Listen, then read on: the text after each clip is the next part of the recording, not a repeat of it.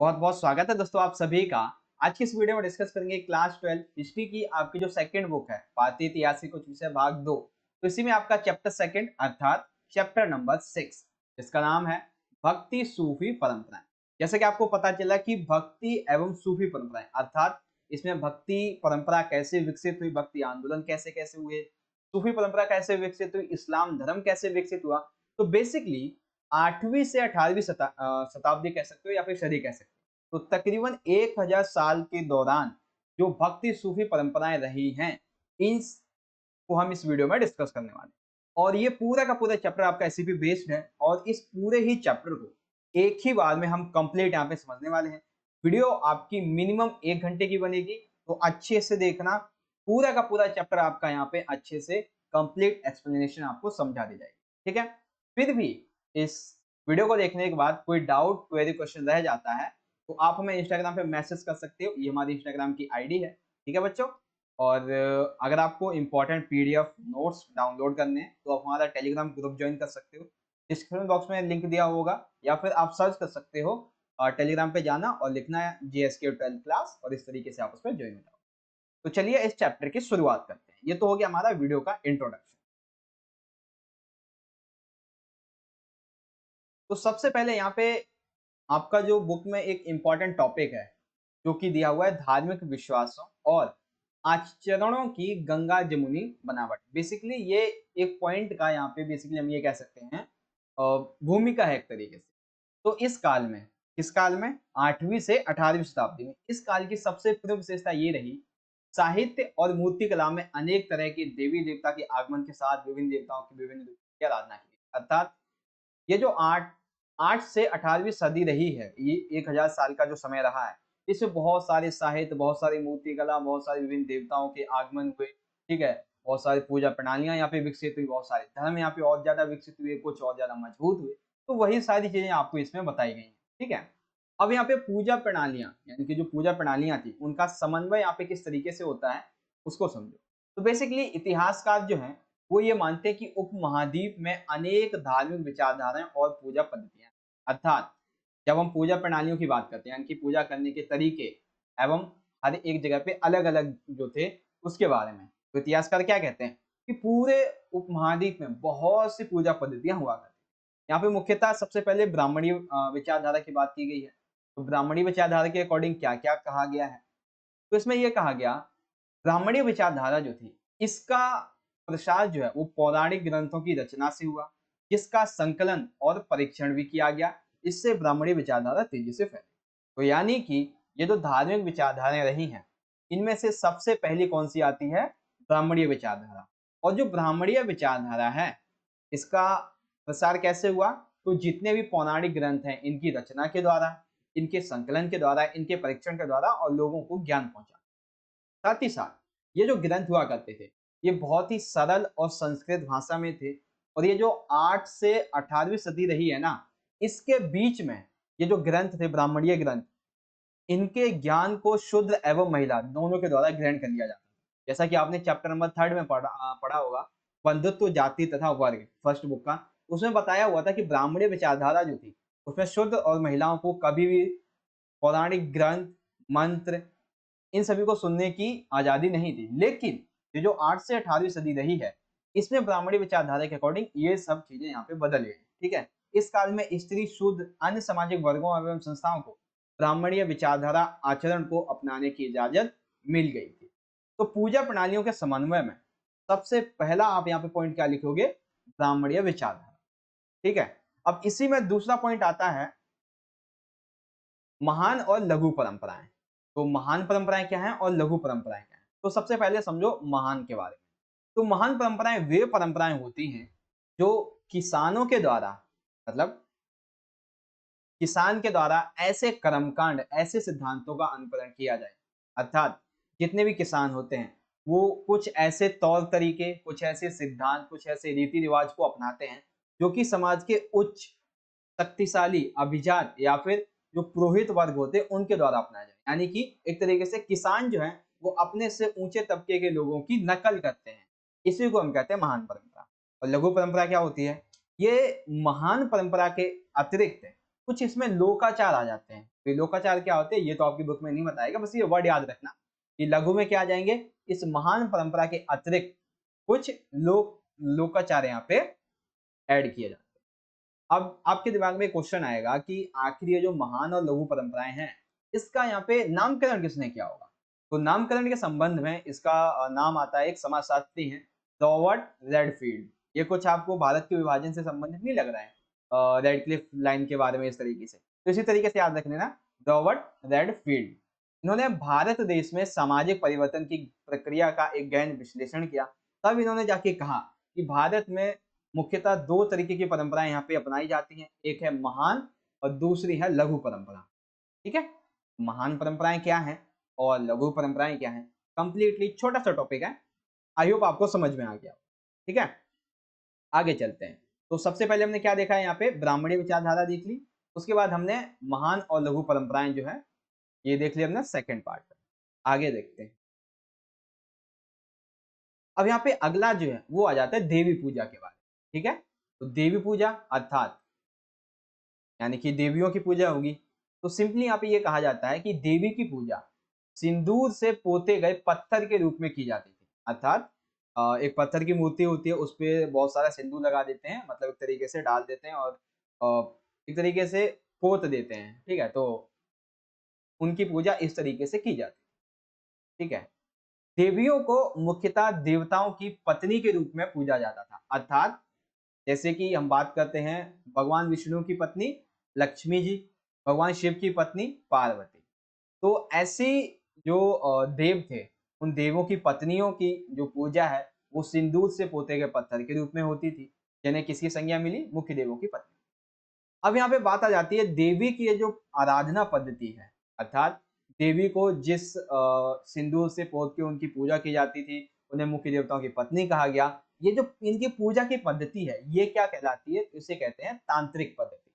ये तांत्रिक पद्धति वो नहीं है ओम भट्ट स्वाहा वाला, वो पद्धति नहीं है, ये यहाँ पे कुछ और ही है। ठीक है, देखो यह पद्धति जो थी वो देश के कई हिस्सों में होती थी। अर्थात ऐसा नहीं था कि इसमें केवल स्त्री ही की पूजा होती थी। इस तांत्रिक पूजा के तहत स्त्री एवं पुरुष दोनों ही सम्मिलित होते थे। ठीक है, जैसे शैव और बौद्ध दर्शन इससे काफी प्रभावित हुए। इसके आचरण को, इसके विश्वासों ने हिंदू को एक नया रूप दिया। अर्थात तांत्रिक पद्धति के तहत स्त्री व पुरुष दोनों की ही, यानी कि तरीके से जो देव होते हैं उनकी दोनों की ही अलग अलग क्षेत्रों में पूजा की जाती थी। इसमें शैव और बौद्ध दर्शन ये काफी प्रभावित हुए और इन्होंने इनके लोकाचारों को अपनाया, और एक तरीके से जो हिंदू धर्म था उसमें जब ये तांत्रिक पद्धति की एक तरीके से विकास की प्रक्रिया चली, तब हिंदू धर्म को इसने काफी अधिक महत्व दिया।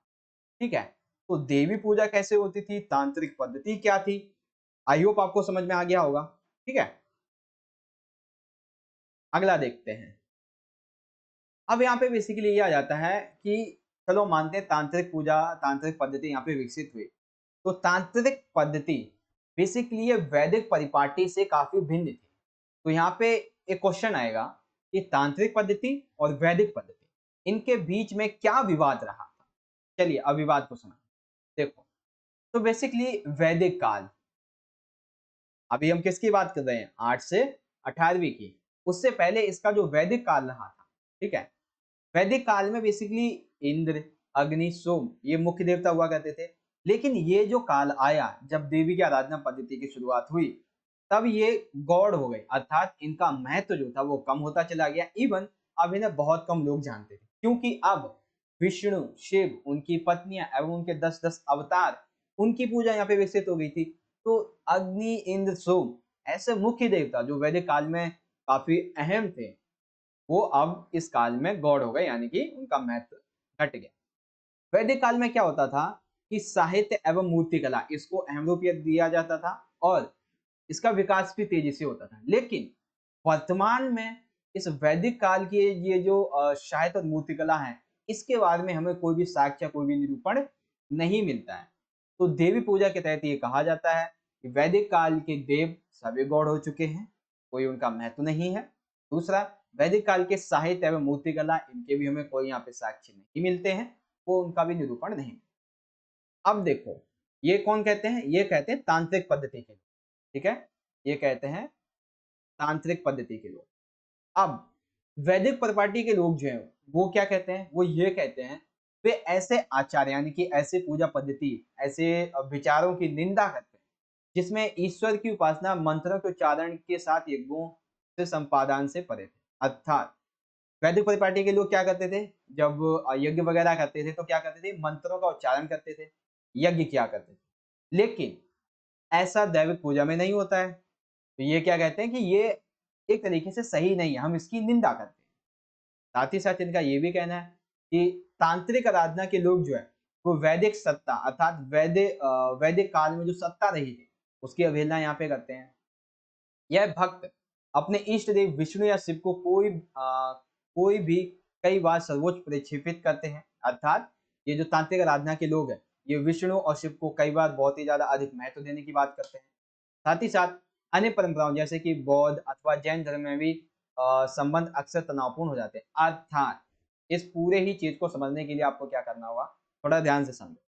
तांत्रिक पद्धति के लोग दैवीय पूजा की किस तरीके से क्या करते हैं, विरोध करते हैं। वो इसलिए ऐसे करते हैं, वैदिक परिपाटी के जो लोग हैं वो कहते हैं ऐसा कोई भी यज्ञ सफल मतलब ऐसी कोई भी ईश्वर की आराधना तब तक सफल नहीं हो सकती है जब तक उसमें आप मंत्रों का उच्चारण ना करो और यज्ञ ना करो, जो कि दैविक पूजा में नहीं होता।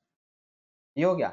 अब दैविक पूजा के लोग क्या कहते हैं, वैदिक काल के जितने भी ये देव थे इनका महत्व घट गया है। वैदिक काल के साहित्य एवं मूर्तिकला इनका निरूपण घट चुका है। साथ ही इन्होंने वैदिक सत्ता जो है इसकी अवहेलना की। ठीक है। अन्य परंपरा जैसे कि बौद्ध एवं जैन धर्म हो गए, इनके बीच में भी दैविक पूजा, वैदिक परिपाटी, बौद्ध जैन धर्म, इन सभी के बीच में कुछ न कुछ आपको तनावपूर्ण स्थिति आपको हमेशा देखने के लिए ही मिलती है। ठीक है, ये चीज आपको यहाँ पे समझ में आ गई। अब देखो बेसिकली एक सेकंड, यहाँ पे आ जाते हैं हम शुरुआत से जो अभी तक हमने डिस्कस किया। तो पूजा प्रणालियों के समन्वय में सबसे पहला हमारा टॉपिक क्या रहा है, ब्राह्मणीय विचारधारा। अब इस ब्राह्मणीय विचारधारा में हमने क्या क्या देखा, कैसे ये विकसित होते हैं, पौराणिक ग्रंथों की रचना से, संस्कृत भाषा में लिखे होते थे, आसानी से शुद्ध तथा महिलाओं को स्वीकृति मिल चुकी थी इनको सुनने और देखने की, पढ़ने की। दूसरी यहाँ पे आ जाती है महान एवं लघु परंपराओं के बारे में। महान परंपराएं जो छोटे लोगों के द्वारा बड़े लोगों के जो कर्मकांड, सिद्धांत, तौर तरीके, रीति रिवाज उनको अपनाना। और लघु परंपराएं इसमें कुछ लोकाचार आ जाते, इनका नामकरण किसके द्वारा किया गया था, रॉबर्ट रेडफील्ड के। तीसरा यहाँ पे आ जाता है देवी पूजा। तो देवी पूजा किससे की जाती है, सिंदूर से पोते गए पत्थर के रूप में। इन्हें इन देवियों को मुख्य देवताओं की पत्नी कहा जाता था, जैसे कि विष्णु की पत्नी लक्ष्मी और शिव की पत्नी पार्वती। तांत्रिक पद्धति से इनकी आराधना होती थी जिसमें स्त्री पुरुष दोनों ही सम्मिलित हुआ करते थे। फिर यहाँ पे आता है वैदिक परिपाटी और तांत्रिक परिपाटी में किस तरीके का यहाँ पे विवाद था। ठीक है, तो ये एक चीज आपको यहाँ पे अच्छे से समझ में आ गई। अब आ जाता है हमारा अगला पॉइंट, उपासना की कविताएं। अर्थात यहाँ पे बेसिकली उपासना की कविताओं को दो भागों में बांटा गया है, यानी भक्ति परंपरा को दो भागों में बांटा गया है। कौन कौन से, तो पहला भाग यहाँ पे आ जाता है सगुण यानी कि विशेषण सहित, निर्गुण अर्थात विशेषण विहीन। अब ये विशेषण सहित और विहीन का मतलब क्या है, तो देखो सगुण अर्थात वे लोग जिन्होंने शिव विष्णु तथा उनके अवतार व देवियों की आराधना की, जो कि किस रूप में, मूर्त रूप में। अर्थात विशेषण सहित का मतलब ये हो जाता है कि एक विशेष देके, एक आकार देके, जैसे कि शिव विष्णु उनके अवतार देवियों की आराधना किस रूप में की गई, मूर्ति रूप में की। अब विहीन का मतलब क्या हो जाएगा, अर्थात निर्गुण का अर्थ क्या हो जाएगा कि अमूर्त निराकार, अर्थात ना तो इनकी कोई मूर्ति होती है ना ही तो इनका कोई आकार होता है, बस इनकी उपासना की जाती है, अर्थात इनकी केवल भक्ति की जाती है। भक्ति के लिए अमूर्त निराकार ये बाहरी आडंबर इनकी जरूरत नहीं पड़ती है। लेकिन सगुण में बाहरी आडंबर, मूर्ति पूजा, यज्ञ, मंत्रोच्चारण, इन सभी की जरूरत पड़ती है। ठीक है, दो भागों में बांटते हैं उपासना की कविता, यानी कि उपासना के दो तौर तरीके हैं, एक सगुण जिसमें मूर्त रूप होता है और निर्गुण जिसमें मूर्त रूप निराकार होते, अमूर्त रूप होते हैं और निराकार, केवल इसमें उपासना की जाती है। और इसमें मूर्ति रूप भी यज्ञों में मंत्रों का उच्चारण, उपासना, ये सारी चीजें। अब यहाँ पे आ जाता है तमिलनाडु के अलवार और नयनार संतों के बारे, अर्थात एक अहम पार्ट हमारा स्टार्ट हो गया है। तो यहाँ पे हुआ कुछ यूं कि कुछ संत, कुछ कवि, कुछ ऐसे नेता बनकर उभरे जिन्होंने भक्त मतलब कि इन्होंने क्या किया, कुछ भक्तजनों को एकत्र किया और भक्ति को और ज्यादा विस्तृत बनाने का प्रयास किया। प्रारंभिक भक्ति आंदोलन जो थे वो लगभग 6ठी शताब्दी में अलवारों के मुख्य देव हुआ करते थे विष्णु और नैनारों के मुख्य देव शिल्प के नेतृत्व में हुआ। अर्थात अगर पूछा जाएगा प्रारंभिक भक्ति आंदोलन की विशेषता, तो अब मैं जो आपको बताने वाला हूँ ये पूरा लिखना है, ठीक है। तो प्रारंभिक भक्ति आंदोलन जो था वो लगभग 6ठी शताब्दी में विकसित हो रहा है। अब इसी में अलवार और नैनार विकसित हुए। अलवार कौन थे? जिनके लिए मुख्य देवता विष्णु हुआ करते थे। नैनार और जिनके लिए मुख्य देवता शिव हुआ करते थे। अब यहाँ पे क्या था, जो संत महात्मा लोग होते थे जिन्होंने बहुत सारे लोगों को एकत्र किया, यानी कि भक्तजनों को एकत्र किया और भक्ति परंपरा को आगे बढ़ाया। तो ये जो संत होते थे ये क्या करते थे, घूमा करते थे, एक तरीके से घुमक्कड़ थे। तो जब ये घूमा करते थे, अपनी यात्राएं करते थे, तो ये कुछ पवित्र स्थलों को देखते थे, ठीक है। उन पवित्र स्थलों को क्या बता देते थे, ईश्वर का निवास स्थान बता देते, ठीक है। आगे चलकर इन्हीं स्थानों पर कुछ कुछ विशाल मंदिर स्थापित हुए, जो कि आगे चलकर वर्तमान में तीर्थ स्थल के रूप में यहाँ पे आगे घोषित हो जाते हैं, ठीक है। तो हुआ क्या, संत महात्मा इन्होंने भक्तजनों को एकत्र किया। ये लोग घूमा करते थे, जितने भी पवित्र स्थल थे उन्हें देखते थे, उन्हें अपने ईश्वर का निवास स्थान बता देते थे, जिसमें बाद में चलकर आगे उस स्थान पे विशाल मंदिर बनाए गए, जो कि वर्तमान में तीर्थ स्थल के रूप में विकसित। संत कवियों के भजनों को मंदिरों में अनुष्ठान के समय गाया जाने लगा एवं संतों की मूर्तियां भी लगाई जाती है। फॉर एग्जाम्पल अभी मैं बात करूं, जब भी आप कभी इस्कॉन मंदिर जाओ, चाहे वो दिल्ली का हो, चाहे वो यूपी का हो, इवन कहीं पे भी हो, वहां पे आपको एक संत की मूर्ति मिलती है। क्यों मिलती है? क्योंकि उन्होंने ही विदेशों में ये जो कृष्ण भक्ति है, कृष्ण मंदिर है, कृष्ण की परंपराएं जो है, इनका वहां पे विकास किया। तो तकरीबन कुछ 12 से 15 ऐसे देश हैं जहाँ पे उन्होंने श्री कृष्ण की जो भक्ति परंपरा है इसको विकसित किया था। इसीलिए उनकी मूर्ति भी हमेशा आपको देखने को मिलेगी कृष्ण मंदिर में, जब भी आप देखने के लिए जाओ, ठीक है। तो मैं, अगर आप दिल्ली में रहते हो तो इस्कॉन मंदिर जब जाओगे तब आपको वहां पे सारी चीजें अच्छे से समझ में आती, ठीक है। तो तमिलनाडु में जो अलवार और नैनार संतों का एक तरीके से हम कहते हैं उद्भव हुआ, लेकिन उससे पहले जो भक्ति आंदोलन था वो कैसे विकसित हुआ ये आपने समझा। अब आते हैं अलवार और नैनारों के संदर्भ में।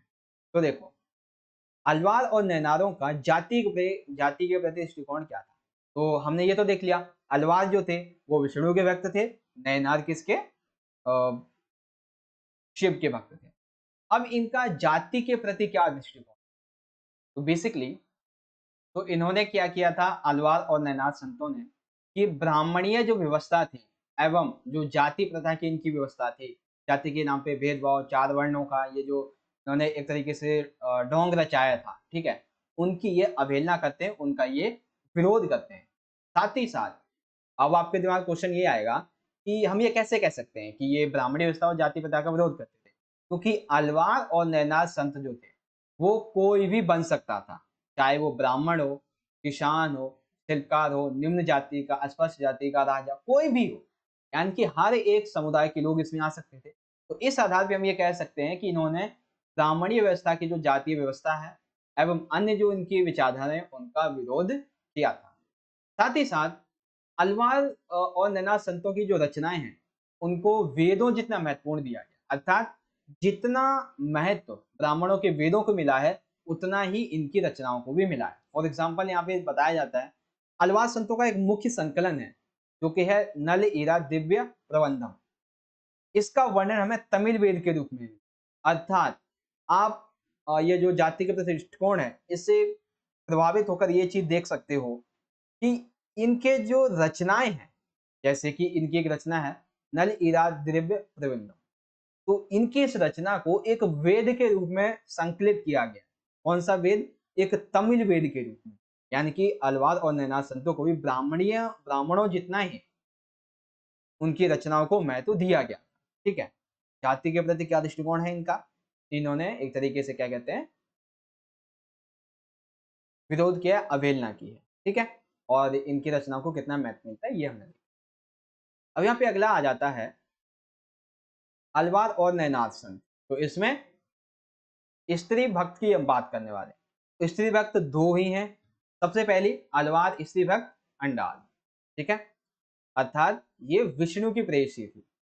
इस परंपरा में स्त्री को महत्वपूर्ण तरीके से स्थान मिला, ये हम कह सकते हैं। तो ये पहला पॉइंट है जो कि पहले बताना चाहिए था। तो ये जो अंडाल स्त्री भक्त थी, ये क्या करती थी, इसने अपना विष्णु को प्रेयसी माना, अर्थात प्रेम भावनाओं के रूप में अपने छंद व्यक्त किए। सिंपल सा कहने की बात ये है कि अंडाल जो थी वो विष्णु की भक्त थी।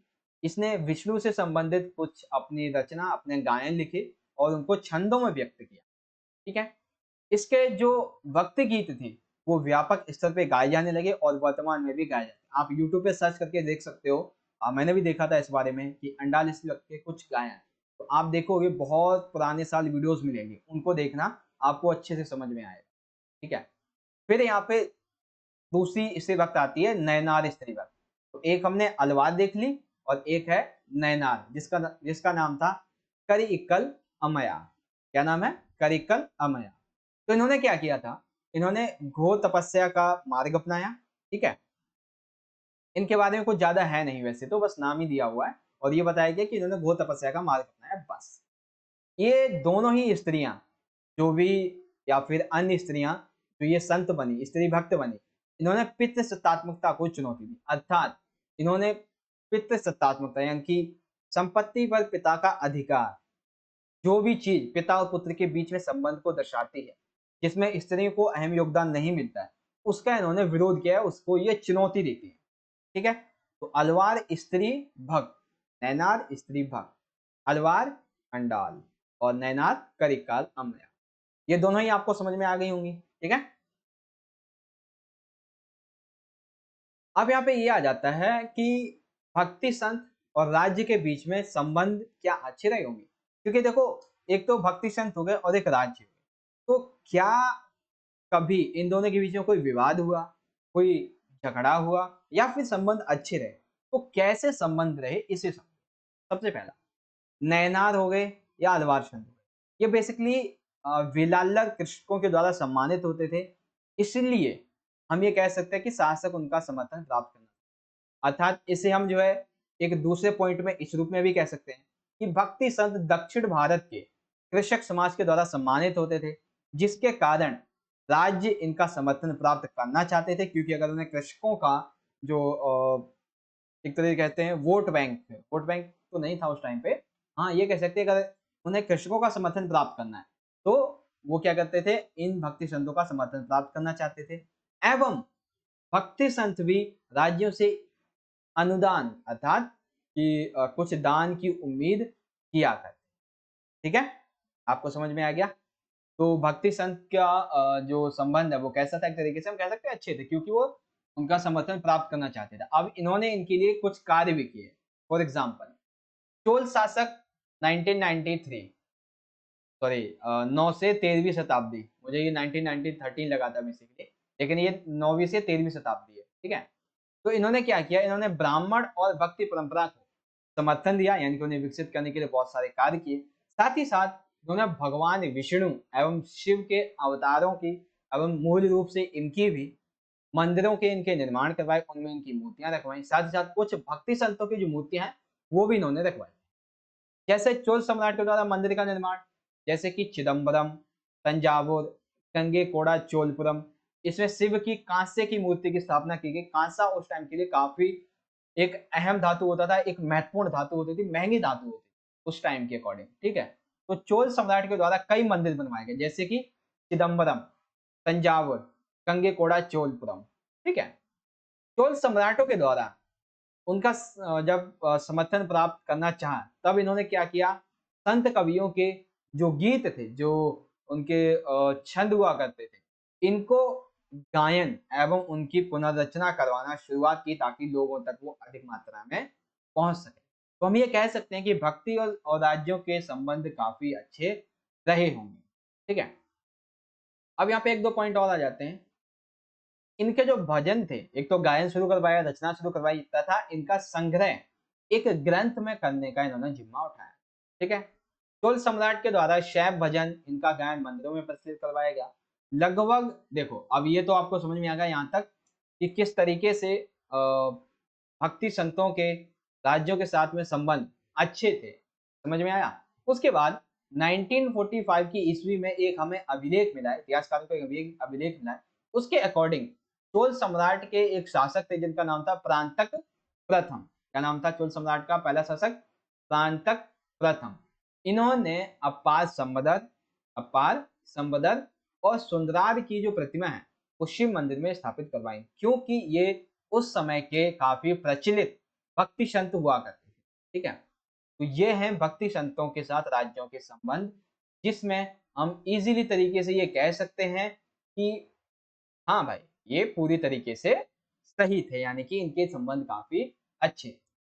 ठीक है, तो जो अभी तक मैंने आपको समझाया है, सबसे पहले हमने क्या देखा है? पूजा प्रणालियों का समन्वय, जिसमें हमने ब्राह्मणी विचारधारा को सबसे पहले समझा है। दूसरा हमने समझा महान एवं लघु परंपराओं के बारे में। ठीक है, तीसरा हमने समझा कि देवी की पूजा किस तरीके से होती थी, जिसे हम तांत्रिक पद्धति कहते हैं। अब इस तांत्रिक पद्धति में ही वैदिक परिपाटी के साथ में इनका क्या विवाद था, ये भी देख लिया हमने। उसके बाद उपासना की दो कविताएं, अर्थात उपासना के तरीके होते थे सगुण और निर्गुण। ठीक है, और उसके बाद तमिलनाडु के अलवार और नैनार संत, यानी कि सबसे पहले भक्ति संत किस तरीके से विकसित हुए इसके बारे में। और देन उसके बाद कि एक सेकेंड, अच्छा ये तो वही पॉइंट आ गया। हाँ, जाति के प्रति अलवार और नैनार संतों का क्या दृष्टिकोण था। एंड देन उसके बाद में आ जाते हैं स्त्री भाग, करिकाल, अमयार और अंडार। उसके बाद सबसे आखिरी पॉइंट जो हमने देखा है, राज्यों के साथ भक्ति संतों के संबंध कैसे थे, तो काफी अच्छे संबंध। भक्ति संतों के बारे में ये यहाँ पे आपको समझ में आ गया होगा बहुत अच्छे तरीके। ठीक है, अब यहाँ पे आ जाता है अगला टॉपिक, जो कि है वीर शैव परंपरा कर्नाटक के बारे में। ठीक है, तो समझते हैं भाई ये क्या थी।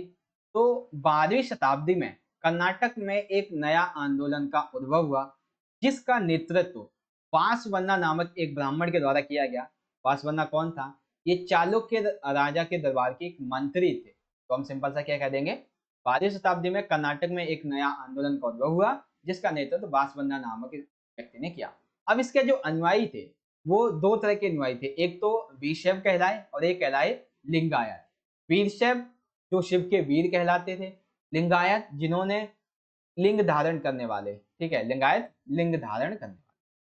अब यहाँ पे आ जाता है लिंगायतों के प्रमुख विचार। तो हमने ये तो समझ लिया कि एक नवीन आंदोलन का विकास हुआ 12वीं शताब्दी में, जिसका नेतृत्व वासवन्ना ने किया। इनके अनुयायी दो कहलाए, वीरशैव और लिंगायत। अब हम लिंगायतों के प्रमुख विचारों को यहाँ पे डिस्कस करें। तो लिंगायत के अर्थात लिंग धारण करने वाले जो व्यक्ति थे, इनके क्या प्रमुख विचार थे। तो बेसिकली ये लोग शिव की आराधना एक लिंग के रूप में अर्थात एक मूर्ति आकार देकर उनकी आराधना करते थे।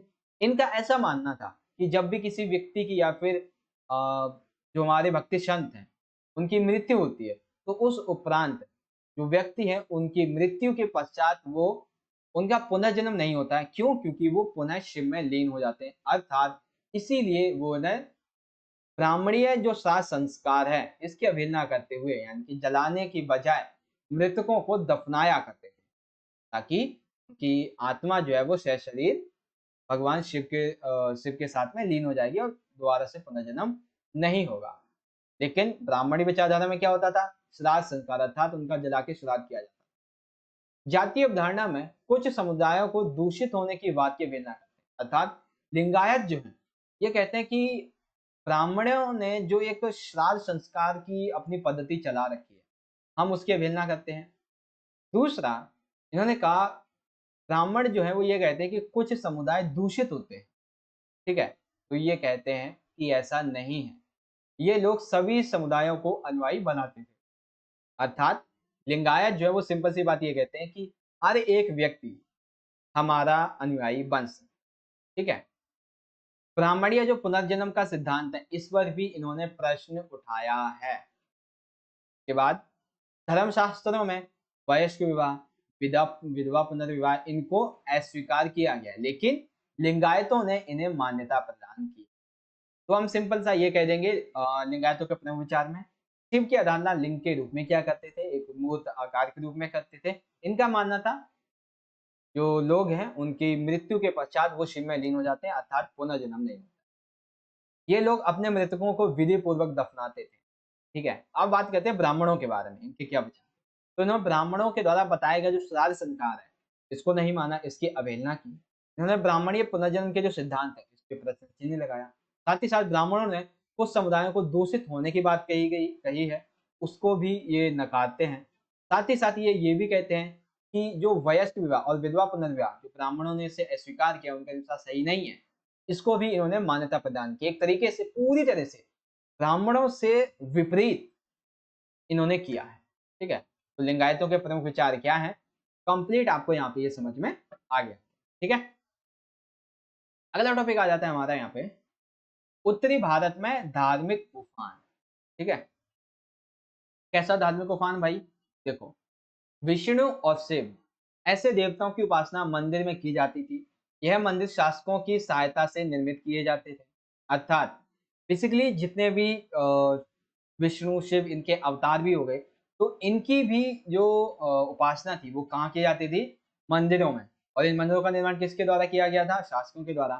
तो सिंपल सा यहाँ पे उत्तर भारत जो है, उत्तर भारत में 14वीं शताब्दी तक अलवार और नैनार संत जो है, इनके बारे में हमें कोई रचनाएं नहीं मिली थी। लेकिन उसके पश्चात यहाँ पर उत्तरी भारत में राजपूतों का शासन हुआ करता था। ठीक है, राजपूत राज्यों का शासन था। इसमें ब्राह्मणों को एक महत्वपूर्ण स्थान दिया। अर्थात 14वीं शताब्दी तक अलवार और नैनार संत जो हैं, इनकी उत्तर भारत में हमें कोई भी रचना देखने को नहीं मिलती है, क्योंकि यहाँ पे राजपूतों का शासन था और इन्होंने ब्राह्मणों को महत्वपूर्ण स्थान दिया हुआ था। इस समय कुछ धार्मिक नेता उभर के सामने आए। अर्थात जब यहाँ पे राजपूतों का शासन था उत्तर भारत में, तब यहाँ पे कुछ ऐसे लोग, ऐसे नेता यहाँ पे उभर के आए, जैसे कि नाथ, जोगी, सिद्ध, शिल्पी, जुलाहे। इन्होंने क्या किया, इन्होंने रूढ़िवादी ब्राह्मणीय परंपरा का विरोध किया। अर्थात देखो राजपूतों ने क्या कर रखा था, उस समय समाज में उत्तर भारत में ब्राह्मणों का वर्चस्व था, उनकी विचारधारा मानी जाती थी, तो इन्होंने ब्राह्मणों को समर्थन दे रखा।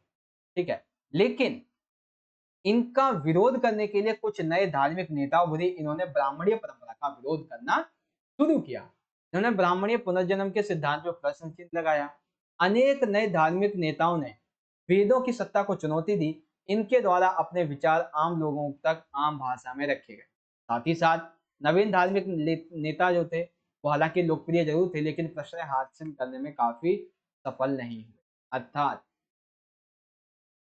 एक सेकेंड, हाँ देखो सिंपल सी बात ये है, विष्णु, शिव, इन सभी की पूजा मूर्ति रूप में हम कहाँ करते थे, मंदिरों में।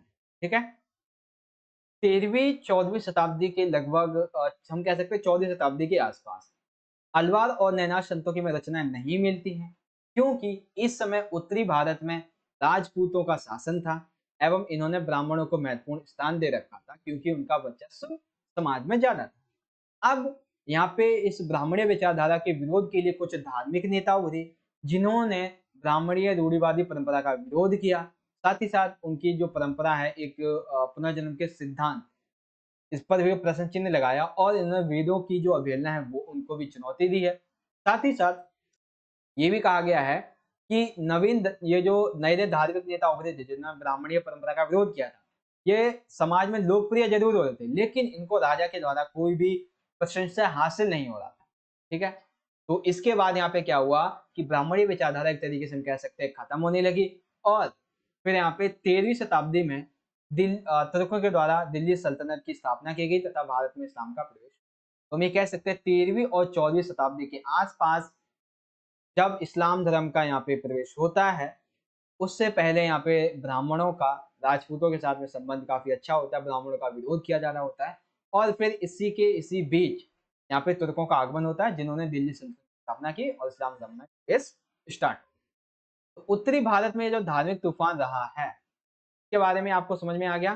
तो सबसे पहले हमने क्या देखा, कर्नाटक में एक नवीन आंदोलन हुआ था 12वीं शताब्दी में, जिसका नेतृत्व बासवना नामक एक ब्राह्मण ने किया। इसके अनुयायी वैष्णव और लिंगायत कहलाए। लिंगायत जो थे, इनके अपने विचारों में ये लिंग की रूप में शिव की आराधना करते थे। कहते थे कि हमारे भक्त जो हैं, शिव की भक्त मृत्यु पश्चात जो है उन्हें लीन हो जाते हैं, इनका पुनर्जन्म नहीं होता है। ये अपने मृतकों को दफनाया करते थे। ब्राह्मणों के श्राद्ध संस्कार की अवहेलना करते हैं। समुदायों को दूषित होने की बात की अवहेलना करते हैं। पुनर्जन्म के सिद्धांत पर प्रश्न चिन्ह लगाते हैं। वयस्क विवाह और विधवा पुनर्विवाह इसको मान्यता प्रदान करते हैं। फिर यहाँ पे आ जाता है कि किस तरीके से जो ब्राह्मणी विचारधारा थी वो यहाँ पे आती है और उसके बाद ये कैसे खत्म होती है, ठीक है। और यहाँ पे फाइनली 13वीं शताब्दी में दिल्ली सल्तनत की स्थापना हुई और इस्लाम धर्म का यहाँ पे प्रवेश हो जाता है, ठीक है। तो भक्ति संतों के बारे में बस यही टॉपिक्स थे। आई होप आपको समझ में आ गए होंगे। तकरीबन 35 मिनट ऑलरेडी हो चुके हैं, ठीक है। चलिए अगला टॉपिक देखते हैं। और हाँ, अगर आपको वीडियो अच्छी लग रही हो तो ज़्यादा से ज़्यादा वीडियो को लाइक ज़रूर करें, अपने दोस्तों के साथ शेयर भी करें। कमेंट करके बताएं अगर आपको सारी चीज़ समझ में आ गई हो। और हाँ, फीडबैक ज़रूर दीजिएगा ताकि समझ में आ जाए आपको जो मैं समझा रहा हूँ, तो आपको अच्छे से समझ में आ रहा है या नहीं।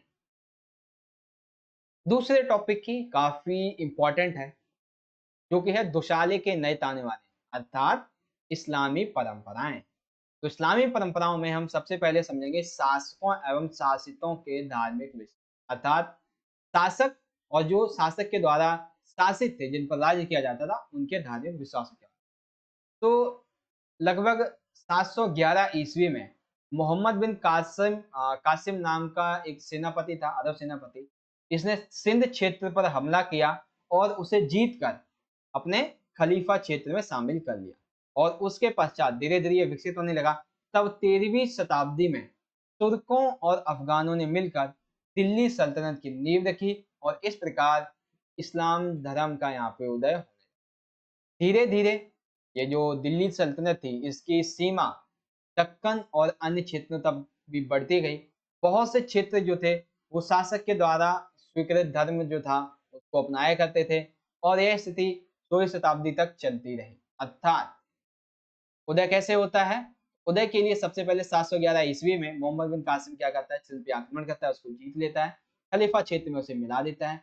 फिर 13वीं शताब्दी में तुर्की हो गए, अफगानी हो गए, इन्होंने दिल्ली सल्तनत की नींव रखी और इन्होंने अन्य जगहों पर भी अपने इस इस्लाम धर्म को फैलाने की कोशिश करते रहे। धीरे धीरे वो लोग जो इस्लाम धर्म को मानने वाले थे वो आसानी से मिलित हो जाते थे। साथ ही साथ मुगल सल्तनत ने जो दिल्ली सल्तनत थी इसकी स्थापना को बरकरार रखा, ठीक है। जो हमारा इंपॉर्टेंट पॉइंट है वो यहाँ से आ जाता है। सैद्धांतिक रूप से जो मुसलमान हुआ करते थे, ठीक है, मुस्लिम लोग होते थे, मुस्लिम शासकों को उलमा के मार्गदर्शन पर चलना। अर्थात ये जो दिल्ली सल्तनत की स्थापना हुई या फिर हम कह सकते हैं एक तरीके से मुगल सल्तनत की जो स्थापना हुई, इसमें जितने भी मुसलमान शासक थे, जितने मुस्लिम शासक थे, उन्हें अपने राज्य को चलाने के लिए उलमा के मार्गदर्शन पर चलना होता। कैसे चलना होता था? तो उलमा जो है बेसिकली इस्लाम धर्म का एक ज्ञाता होता है। अर्थात जैसे अगर हम भारतीय संविधान की बात करें, भारतीय संविधान के ज्ञाता को हम क्या कहते हैं? भारतीय संविधान का ज्ञाता है। ऐसे ही उसमें इस्लाम धर्म के ज्ञाता को हम क्या कहते हैं? उलमा कहते हैं। उलमा से ये अपेक्षा की जाती थी, यानी कि इस्लाम धर्म के ज्ञाता से ये अपेक्षा की जाती थी कि वे शासन में शरिया, शरिया क्या है? बेसिकली ये उनका एक कानूनी दस्तावेज है। तो शरिया का पालन यानी कि अमल सुनिश्चित करेगा कौन? उलमा। और ऐसा कौन चाहते थे? शासक चाहते थे। लेकिन उलमा और शासक इन दोनों की ही ये कोशिश नाकामयाब रही, क्योंकि उपमहाद्वीप काफी बड़ा था, जनसंख्या काफी बड़ी थी और कई लोग यहाँ पे इस्लाम धर्म को मानने के लिए भी राजी नहीं थे। अब देखो यहाँ पे शरिया क्या है? तो शरिया बेसिकली मुस्लिम समुदाय को निर्देशित करने वाला कानून, यानी कि जैसे हम भारत की बात करते हैं तो भारत के पास निर्देशित करने वाला कानून या दस्तावेज क्या है? संविधान है। तो ऐसे ही इनके पास शरिया होता है। यह कुरान और हदीस पर आधारित होता है, ठीक है। आई होप आपको ये समझ में आ गया होगा शरिया क्या है। मुसलमान शासकों के क्षेत्र में रहने वाले अन्य धर्म के लोग कौन थे? जैसे कि यहूदी, हिंदू, ईसाई, ये सभी क्या करते थे? एक कर चुकाते थे जिसका नाम था जजिया कर। जिसे आगे चलकर चैप्टर नंबर 8 में समझेंगे क्या था, कैसे विकसित हुआ, कैसे इसको खत्म किया गया अकबर के द्वारा, ठीक है। तो मुगल सल्तनत, मुगल शासकों के द्वारा अपने अन्य धर्म के लोगों से टैक्स लिया जाता था और जो इस्लाम धर्म के लोग होते थे उनसे टैक्स नहीं लिया जाता। तो धर्म के आधार पर टैक्स में भेदभाव था। कुछ शासक जनता की तरफ लचीली नीति भी अपनाते हैं, यानी कि ऐसा नहीं है कि सभी शासक जो थे वो काफी कट्टर थे और अन्य जो धर्म के लोग हैं उन पर हमेशा अत्याचार करते थे। नहीं, कुछ शासक ऐसे भी थे जिनकी नीति काफी लचीली हुआ, ठीक है। जैसे बहुत से शासकों ने भूमि अनुदान किए, एवं करों में छूट दी। हिंदू, जैन, पारसी, ईसाई, यहूदी ऐसी धर्म संस्थाओं को दान भी दिया। ठीक है, यानी कि कुछ शासक जो थे, जो कि गरीबों का एक तरीके से हम खून पीना चाहते थे, कुछ शासक ऐसे थे जो एक तरीके से उन पर शासन नहीं बल्कि उनका हमदर्द बन के उनकी सारी परेशानियों को दूर करना चाहते। गैर मुस्लिम जो धार्मिक नेता हुआ करते थे, एक सेकंड, हाँ, गैर मुस्लिम धार्मिक नेताओं के प्रति श्रद्धाभाव व्यक्त किया अकबर और औरंगजेब। अर्थात वे नेता जो गैर धार्मिक होते थे, ठीक है, उनको भी आदर दिया गया, जैसे कि अकबर हो गया, औरंगजेब हो गया, इन्होंने भी ऐसे लोगों को सम्मान दिया जो कि गैर इस्लामिक हुआ करते।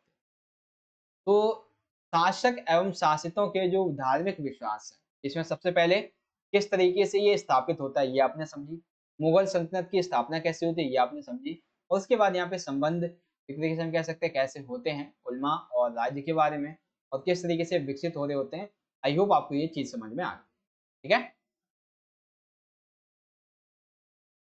तो अब हम समझते हैं कि इस्लाम धर्म का किस तरीके से यहाँ पे प्रचलन शुरू हुआ, यानी कि लोक प्रचलन में इस्लाम। तो देखो, इस्लाम के आगमन के पश्चात पूरे ही महाद्वीप में हमें कई परिवर्तन यहाँ पे देखने को मिलते हैं। सबसे पहला, जिन लोगों ने इस्लाम धर्म कबूल किया उन्हें सैद्धांतिक रूप से टोटल यहाँ पे 5 बातों को मानना पड़ता था। ये कौन सी 5 बातें थी? अर्थात जब भी हम लोक प्रचलन में इस्लाम की बात करते हैं तो हम लोग किस तरीके इस्लाम धर्म के प्रचलन अर्थात इस्लाम धर्म के जो तौर तरीके हैं उनका पालन करते थे, इसकी बात करते हैं। तो इसमें मुख्यतः 5 बातों को माना गया। कौन कौन सी? सबसे पहले ये कि अल्लाह एकमात्र ईश्वर है, यानी कि पहली पॉइंट क्या है यहाँ पे, अल्लाह केवल एकमात्र ईश्वर है और पैगंबर मोहम्मद उनके दूत हैं। दूसरी, दिन में सभी मुस्लिम व्यक्तियों को 5 बार नमाज पढ़नी चाहिए। तीसरी, खैरात अर्थात दान या फिर जैसे आप ज़कात कह सकते हो, ये बाँटनी चाहिए। ठीक है? चौथी ये है, रमज़ान के महीने में सभी व्यक्तियों को, जो मुस्लिम व्यक्ति हैं, उन्हें रोज़े रखने चाहिए। और पाँचवाँ ये है, जीवन में एक बार हज के लिए मक्का जाना चाहिए। ठीक है? तो जब भी हम लोक प्रचलन में इस्लाम की बात करते हैं कि किस तरीके से अपनाया होगा, तो इसमें मुख्यतः हम 5 तर्कों के बारे में बात करते हैं, 5 जो तौर तरीके हैं इनकी बात करते हैं, जिसमें से सबसे पहला क्या है, अल्लाह एकमात्र ईश्वर है, पैगंबर मोहम्मद उनके दूत हैं, दिन में 5 बार सभी व्यक्तियों को नमाज पढ़नी चाहिए, खैरात या दान यानी ज़कात बाँटनी चाहिए, रमज़ान के महीने में रोज़े रखने चाहिए और हज के लिए मक्का जाना चाहिए। ठीक है? तो ये है लोक प्रचलन में इस्लाम का तरीका। आगे आ जाता है, यहाँ पे कुछ और चीजें सामने आई, जैसे कि एक तो वो देख लिया हमने कि कौन कौन से यहाँ पे 5 तौर तरीके सामने आते हैं। ठीक है, फिर यहाँ पे आगे आता है खोजा इस्लामी, सॉरी खोजा इस्माइली, जिसे हम शिया भी कह देते हैं, शिया समुदाय। तो ये लोगों इन लोगों ने कुरान के विचारों को अभिव्यक्ति के लिए देशी साहित्यिक विधा का सहारा लिया। अर्थात जो इस्लाम की जितने भी विधाएं हैं उन सभी के विचारों को लिए उनको और ज्यादा फैलाने के लिए इन्होंने साहित्यिक विधा का सहारा लिया। ठीक है, जीनन नाम, ये बेसिकली ये भक्ति गीत होते थे। इनको पंजाबी, मुल्तानी, सिंधी, कच्छी, हिंदी, गुजराती, इन सभी में दैनिक प्रार्थना के दौरान गाए जाते थे। अर्थात इस्लामी धर्म को और ज्यादा फैलाने के लिए जीनन नामक भक्ति गीतों का पंजाबी, मुल्तानी, सिंधी, कच्छी, हिंदी, गुजराती ऐसी अन्य भाषाओं में जब दैनिक प्रार्थना हुआ करती थी उस दौरान इनको गाया जाने लगा। ठीक है, अरब मुसलमान जो व्यापारी मालावर तट के किनारे बसे हुए थे, देखो अभी तक हमने लोक प्रचलन में इस्लाम किस तरीके से फैला इसके बारे में हमने ये देखा कि पर्टिकुलर एक जो ये फैल रहा था उस दौरान लोगों को यहाँ पे कुछ 5 बातें माननी पड़ती थी, जो कि हमने यहाँ पे देख ली। वो बातें कौन कौन सी? ठीक है, तो इस तरीके से ये काफी तेजी से फैल रहा था। दूसरा ये कि किस तरीके से ये जो एक समुदाय था, शिया समुदाय, इसने समुदाय के लोगों ने कुरान के जो विचार है इनकी अभिव्यक्ति के लिए वहाँ के जो स्थानीय जो विचारधारा जो विधाएं हैं उनका सहारा लिया ताकि लोगों तक आसानी से इन बातों को बताया जा सके। जीनन नाम के जो भक्ति गीत होते हैं इनको अन्य भाषाओं में ट्रांसलेट करके अनुवाद करके इनका प्रार्थना के समय गान जो है गायन शुरू करवाया गया। तो ये आपको समझ में आ गया। अब यहाँ पे व्यापारियों से संबंधित आ जाता है कि जो अरब से मुसलमान व्यापारी भारत में आए थे, मालावा तट के किनारे बसे हुए थे, इन्होंने स्थानीय यानी कि मलयालम भाषा में मलयालम भाषा को अपनाया। यानी इन्होंने क्या किया, ये जो मालावा तट के पास में अरब के मुस्लिम मुस्लिम व्यापारी आए, इन्होंने स्थानीय भाषा जो कि मलयालम भाषा थी उसे अपनाया, साथ ही साथ मातृकुलीयता और मातृग्रहिता को अपनाया। तो आपको ये तो समझ में आया होगा कि चलो इन्होंने स्थानीय मलयालम भाषा को अपना लिया, लेकिन ये मातृकुलीयता या फिर मातृग्रहिता क्या होती है? तो मातृग्रहिता का यहाँ पे मतलब सिंपल सा ये है, वह परिपाटी जिसमें स्त्रियां, जब स्त्रियों का विवाह हो जाता था, तब वो विवाह के पश्चात अपने मायके में ही रहती थी, अर्थात वो ससुराल नहीं जाती थी, बल्कि उनका पति उनके साथ रहने के लिए आता था। अर्थात अभी हम क्या देखते हैं कि जब भी शादी होती है, मैरिज होती है, तो जो लड़की होती है वो अपने पति के घर जाती है। लेकिन मातृगृहता के अंतर्गत इसके विपरीत होता है।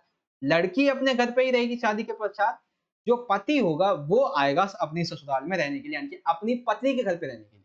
तो इसी को कहते हैं मातृगृहता, जो कि उस दौरान मालाबार तट के जो स्थानीय ये जो अरब मुस्लिम व्यापारी थे इन्होंने अपनाई थी। 18वीं से 14वीं शताब्दी के इतिहासकारों ने जो संस्कृत संस्कृत के ग्रंथ, अभिलेख, ये इनका जब अध्ययन किया तो ये पता चलता है कि इनमें हिंदू या फिर मुसलमान शब्द का प्रयोग किया ही नहीं गया है। अर्थात उस समय हिंदू और मुस्लिम नाम का ऐसा कोई शब्द ही नहीं होता था, बल्कि अपनी अलग-अलग विचारधाराएँ थी। ठीक है? चाहे वो भक्ति संत की अलग विचारधारा हो, सूफी संतों की अलग अलग विचारधाराएँ हो, चिश्ती संप्रदाय हो या फिर इस्लाम धर्म। ये एक तरीके से कह सकते हैं विचारधाराएँ हुआ करती थी। इनके लिए हिंदू या फिर मुसलमान शब्द 8वीं से 14वीं शताब्दी के बीच में कभी भी उपयोग नहीं किया। ठीक है? अब यहाँ पे बारी आती है आगे कुछ पॉइंट। तो यहाँ पे जो लोग रहा करते थे, उनके वर्गीकरण को जन्म के आधार पे किया गया। अर्थात जो यहाँ पे इस लोक प्रचलन के इस्लाम के टाइम पे रहा करते थे 8वीं से 18वीं शताब्दी के दौरान में, यहाँ पे लोगों का वर्गीकरण उनके जन्म स्थान के आधार पे होता था। जैसे कि तुर्क से जो लोग आते थे, उन्हें तुर्क कहा जाता था। कजाकिस्तान के जो लोग थे, उन्हें ताजिक कहा जाता था। फारस के लोगों को पारसी कहा जाता था। तुर्क और अफ़गान के जो शक एवं यमन भी कहा गया। अर्थात जन्म के आधार पे लोगों का यहाँ पे जन्म के स्थान के आधार पे यहाँ पे वर्गीकरण किया जाता है। जैसे कि तुर्की में अगर कोई व्यक्ति जन्मा है तो उसे तुर्क कहा जाता था। कजाकिस्तान में जन्मा है तो उसे ताजिक कहा जाता था। फारस में जन्मा है तो उसे पारसी कहते थे, एवं तुर्क और अफ़गानों को शक एवं यवन भी कहा। इन प्रवासी समुदायों के लिए एक अधिक सामान्य शब्द था मलेच्छ, अर्थात ये जितने भी जो भारत में नहीं रहते थे, भारत में आया करते थे, इन्हें मलेच्छ भी कहा जाता था। अब मलेच्छ का यहाँ पे अर्थ क्या है? तो मलेच्छ बेसिकली असभ्य भाषा बोलने वाले, जो ऐसी भाषा बोलने वाले हो करते थे, जो संस्कृत से नहीं बल्कि अन्य अन्य शब्दों से उपजी भाषा को बोलते थे। और ये मलेच्छ कौन कहा करते थे इन लोगों को? ब्राह्मणी विचारधारा के लोग, क्योंकि संस्कृत उन्हीं के लिए अहम हुआ करती। तो बेसिकली लोक प्रचलन में इस्लाम किस तरीके से फैला, सबसे पहले जो 5 मुख्य बातें एक व्यक्ति को माननी चाहिए, वो कौन-कौन सी थी? और किस तरीके से यहाँ पे आगे बढ़ता चला जाता है व्यापारियों के संबंध में मातृगृहिता, जिन नाम के भक्ति गीत, किस तरीके से जन्म के स्थान पे हमें वर्गीकरण किया जाता है, और उसके बाद मलेच्छ शब्द ये क्या है और इसका उपयोग कैसे? ठीक है? तो इस तरह से लोक प्रचलन में इस्लाम यहाँ पे बढ़ता चला। तो इस्लाम के बारे में बस ये 2 ही चीज़ आपको याद रखनी है कि सबसे पहला तो यहाँ पे आपने ये देखा कि 1 सेकंड, हाँ, सबसे पहले तो ये शासक एवं शासितों के कौन-कौन से यहाँ पे धार्मिक विश्वास हुआ करते थे। इसमें कई तरीके के बारे में हमने देखा, शासक किस तरीके से यहाँ पे सहारा लिया करते थे ताकि वो इस्लाम धर्म को और ज़्यादा तेज़ी से फैला सके, जिसमें उलमा के बारे में हमने समझा। फिर यहाँ पे लोक प्रचलन में इस्लाम किस तरीके से फैला, एक पर्टिकुलर व्यक्ति के लिए और पूरे समुदाय के लिए, किस तरीके से और लोग यहाँ पे यहाँ वर्गीकरण किया गया। मलिक शब्द कैसा था? व्यापारी, गीत, समुदाय का यहाँ पे अन्य भाषाओं में अनुवाद करके लोगों तक पहुँचाना, ये सारी चीज़ें लोक प्रचलन के इस्लाम में यहाँ पे मजबूती पकड़ती है।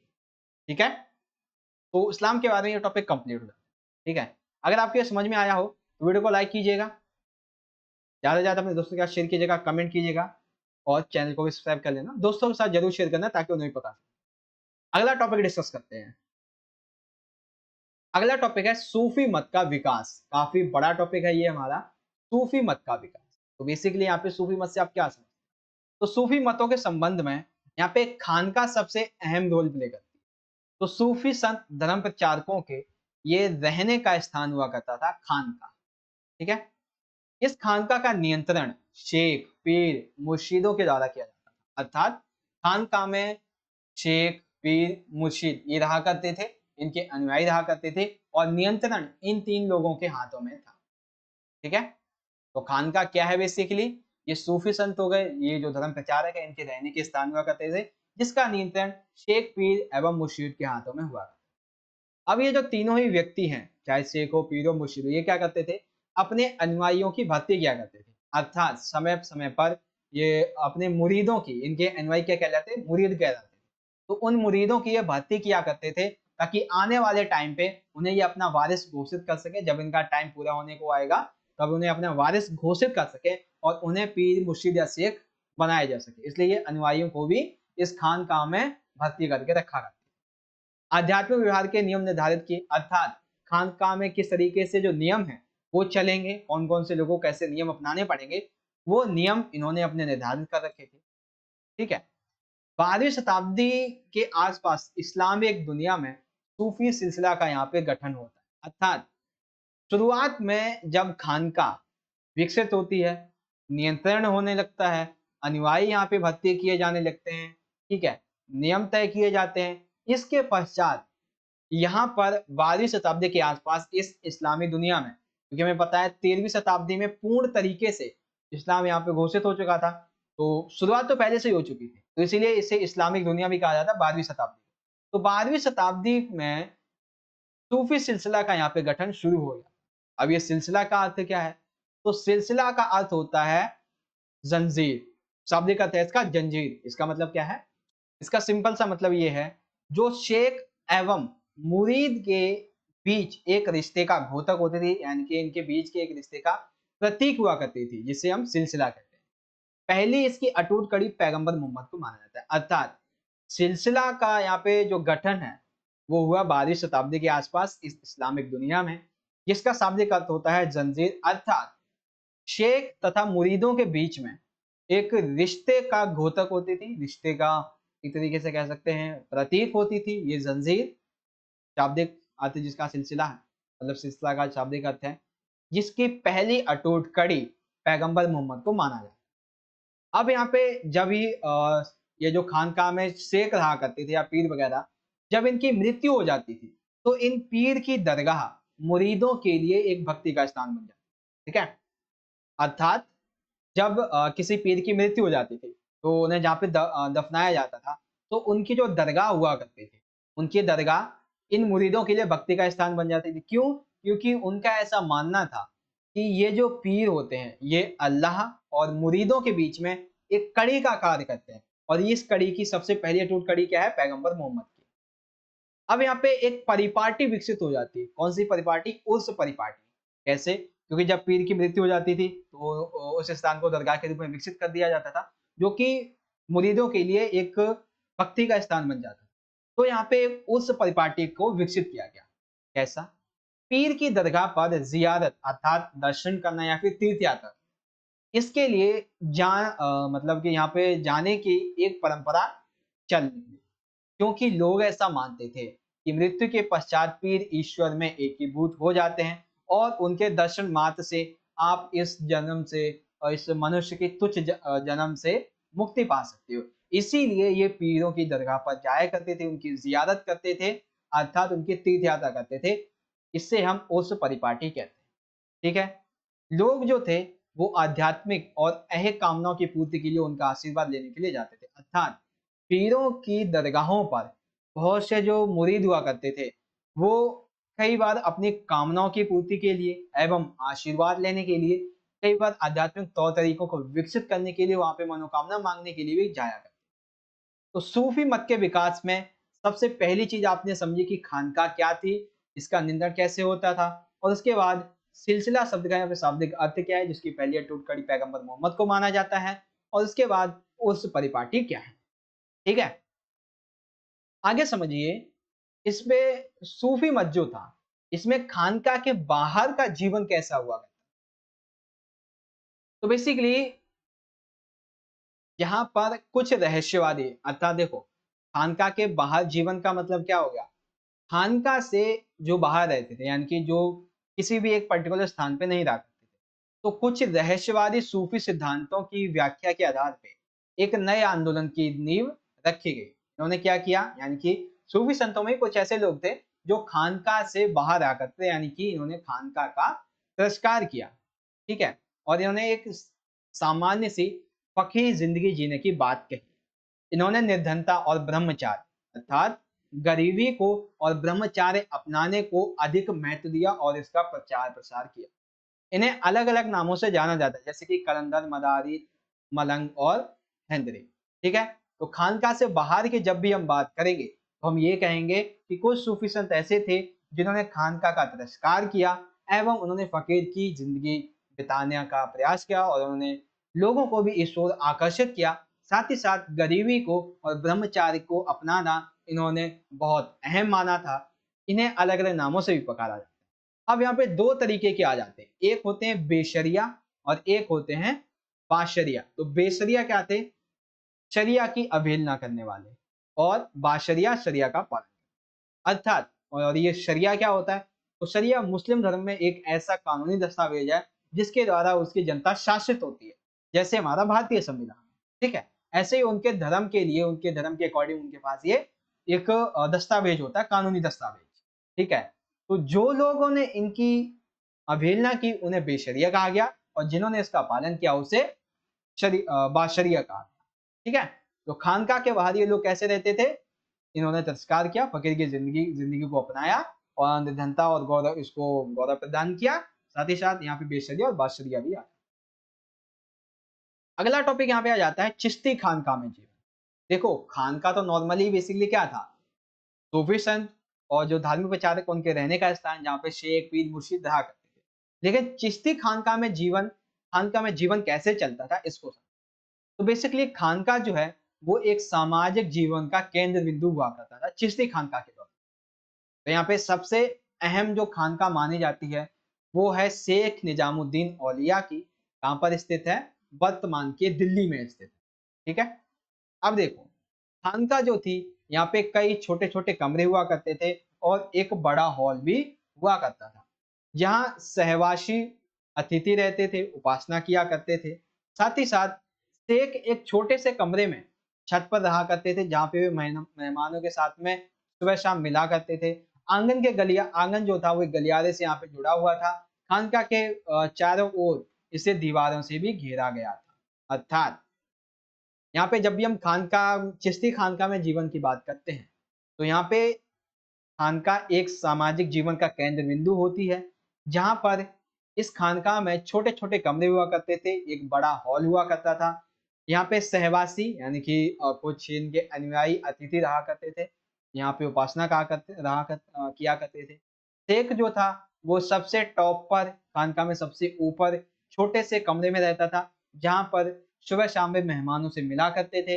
अब इसका जो आंगन है, यानी कि जो प्रांगण है, जैसे हमने हड़प्पा सभ्यता में देखा था आंगन, वैसे यहाँ पे भी कुछ आंगन थे और आंगन एक गलियारे से, यानी कि बेसिकली एक गलियारा टाइप में होता है, वहां पे था। और खानका जो थी वो चारों ओर दीवारों से घिरी गई थी, ताकि वहां पे कोई भी आसानी से आ जा ना सके। अब यहाँ पे ये आ जाता है जो एक उसके अंदर की प्रक्रिया है। यहाँ पर एक सामुदायिक रसोई चलती थी जिसे लंगर कहा जाता है, ठीक है। और ये किससे चलती थी, फुतुहु, यानी कि बिना मांगी खैर से। अर्थात खानका में जो हमेशा एक लंगर चलता रहता था, हमेशा एक रसोई चलती रहती थी बिना मांगी खैर, अर्थात फुतहु से, ताकि आम लोग जो है वो यहाँ पर आकर भोजन प्राप्त कर सके। और ये हमेशा चलती ही रहती थी जब तक उन्हें अनुदान मिलता रहता था, जब तक उन्हें फुतहु मिलता रहता। सुबह से देर रात तक, यानी कि सुबह से रात के अधिक टाइम तक भी सभी तबकों के लोग, चाहे उसमें सेना, अभिजात और दासियां, ब्राह्मण, क्षत्रिय, शूद्र, वैश्य, कोई भी तबका वो यहाँ पे आता था, या तो इनका अनुयायी बनने के लिए, या तो या इबादत करने के लिए, या फिर इनसे तावीज लेने के लिए। अब यहाँ पे कुछ राजा भी आया करते थे। क्यों आते थे? ताकि वो विभिन्न मसलों पर, यानी कि कुछ राजा हो गए, कुछ धनी वर्ग, अभिजात वर्ग हो गए, ये इनसे मिलने के लिए आते थे। कई मामलों पर इनसे राय ली जाती थी और उनकी राय को काफी अहम योगदान भी दिया जाता था, उनको अहम महत्व भी दिया जाता था। ठीक है। कुछ अन्य मिलने वालों में अमीर हसन सिद्दी हो गए, अमीर खुसरो हो गए, जियाउद्दीन बन्नी हो गए। इन्होंने शेख के बारे में लिखा। अर्थात देखो, ये चीज तो आपको समझ में आ गई कि यहाँ पे एक रसोई चलती थी जिसे लंगर कहते हैं, जो कि बिना मांगी खैर फतहू से चलती थी। सभी तबके के लोग सुबह से शाम तक यहाँ आते रहते थे, कोई अनुयायी बनने के लिए, कोई इबादत करने के लिए, कोई ताबीज लेने। यहाँ पे राजा धनी वर्ग आया करते थे अपने अपने विभिन्न मामलों पे यहाँ पे राय लेने के लिए। तो यहाँ पे इस संबंध में कुछ लोगों ने शेख के बारे में लिखा है, जैसे कि अमीर हसन सिद्दी, अमीर खुसरो, जियाउद्दीन बन्नी। इन्होंने लिखा इस तरीके से इनके फैलाव के बारे में। क्या? जैसे शेख निजामुद्दीन के कई आध्यात्मिक वार्षिकों को चुना। अर्थात हमें पता है कि शेख क्या करते थे, अपने मुरीदों को नियुक्त करते थे, उन्हें अनुयायी बनाते थे और खानकाह में रहने के लिए। तो इन्होंने, जब इन्हें लगा कि इनका अंतिम समय आ चुका है, तो इन्होंने आध्यात्मिक वारिसों को चुना। अर्थात अपने बाद खानकाह में नियंत्रण कैसे रहेगा, अपने वारिसों को चुना।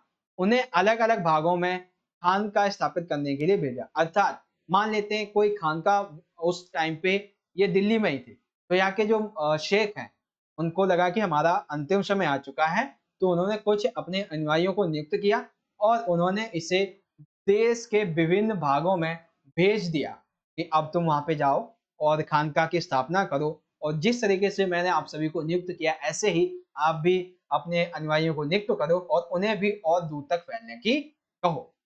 ठीक है। इस प्रकार चिश्तियों ने उपदेश एवं व्यवहार संस्थाएं, शेख मतलब इन सभी से शेख का यश जो था वो चारों ओर फैलने लगा, तथा इनके पूर्वजों की जो दरगाह थी वो एक तीर्थ यात्रा का स्थान बन गई। तो बेसिकली अभी तक हमने क्या समझा है कि खानका जो था, इसमें बेसिकली सूफी मत का यहाँ पे विकास कैसे हुआ।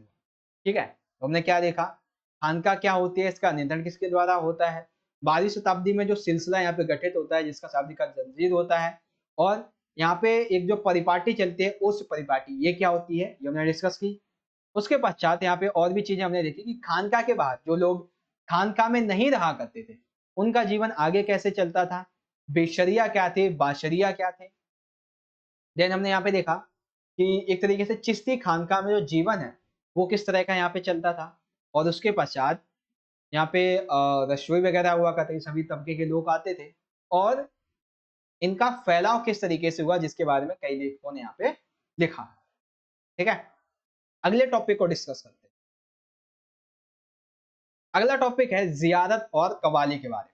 जैसा कि अभी हमने देखा कि जब भी इनकी मृत्यु हो जाती थी इनके शेख की, तो इनके पूर्वजों की जो दरगाह थी वो तीर्थ यात्रा का स्थान बन जाती। तो यहाँ पे लोग जियारत या फिर कहते हैं मतलब जियारत करने आते थे और उस दौरान कव्वालियां करते थे। अर्थात सूफी संतों की दरगाह पर इनके अनुयायी जियारत करने आते थे, अर्थात एक तरीके से कह सकते हैं दर्शन करने आते थे, तीर्थ स्थल पर यात्रा करने आते थे। यहाँ पे सबसे महत्वपूर्ण जो दरगाह है वो मानी जाती थी ख्वाजा मोइनुद्दीन चिश्ती, जिन्हें हम गरीब नवाज भी कहते हैं। ठीक है। अब यहाँ पे इनकी लोकप्रियता इसलिए थी, ये दरगाह इसलिए फेमस थी क्योंकि ये शेख की सदाचारिता, धर्मनिष्ठता, उनके वारिस और राजसी मेहमानों द्वारा दिए गए प्रश्रय के कारण। अर्थात जब ये जीवित थे तब उस दौरान इनकी सदाचारिता, धर्म के प्रति इनकी निष्ठा, लोगों के प्रति इनकी निष्ठा और धर्म को फैलाने के प्रति इनकी निष्ठा काफी लोगों को अधिक पसंद आती थी। इनके जो वारिस थे और राजाओं के द्वारा भी इन्हें काफी अधिक महत्व दिया जाता था, इनका फैलाव हुआ। इसीलिए ये जो दरगाह हुआ करती थी ये काफी महत्वपूर्ण तरीके से विकसित होती थी। ठीक है। दरगाह पर सबसे पहले मोहम्मद बिन तुगलक आया था। कौन से दरगाह पे? ये जो ख्वाजा मोइनुद्दीन चिश्ती की दरगाह है यहाँ पर कौन आया था? मोहम्मद बिन तुगलक सबसे पहले आया था। और पहली बार इमारत जो है वो सुल्तान गयासुद्दीन खिलजी ने बनवाई। अर्थात दरगाह पर सबसे पहले मोहम्मद बिन तुगलक आया, और इस संबंध में सबसे पहले ये जो हम कह सकते हैं कि इमारत थी वो किसने बनवाई थी? गयासुद्दीन खिलजी के द्वारा। अब यहाँ पे हम अकबर की बात करते हैं। तो ख्वाजा मोइनुद्दीन चिश्ती की दरगाह पर अकबर जो था वो तकरीबन 14 बार गया। अब एक चीज देखो, दरगाह पर एक भारत का महान शासक अकबर, मौर्य साम्राज्य का एक महान शासक अकबर किसी की दरगाह पे जा रहा है, तो हम ये कह सकते हैं भाई कि हाँ, जरूर कुछ ना कुछ उनके जो 23 दरगाह हैं उनका महत्वपूर्ण स्थान यहाँ पे रहा हो।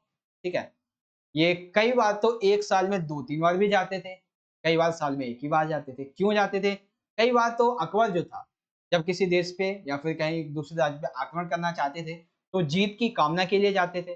कई बार कुछ अनुष्ठान करवाने के लिए, मतलब अनुष्ठान तो नहीं कह सकते हैं, लेकिन हाँ, कुछ जब भी कुछ नया काम करते थे, उसके लिए जाते थे, उसकी कामना के लिए, या फिर कई बार ये अपने पुत्रों के सुरक्षित तरीके से जन्म के लिए भी जाया करते।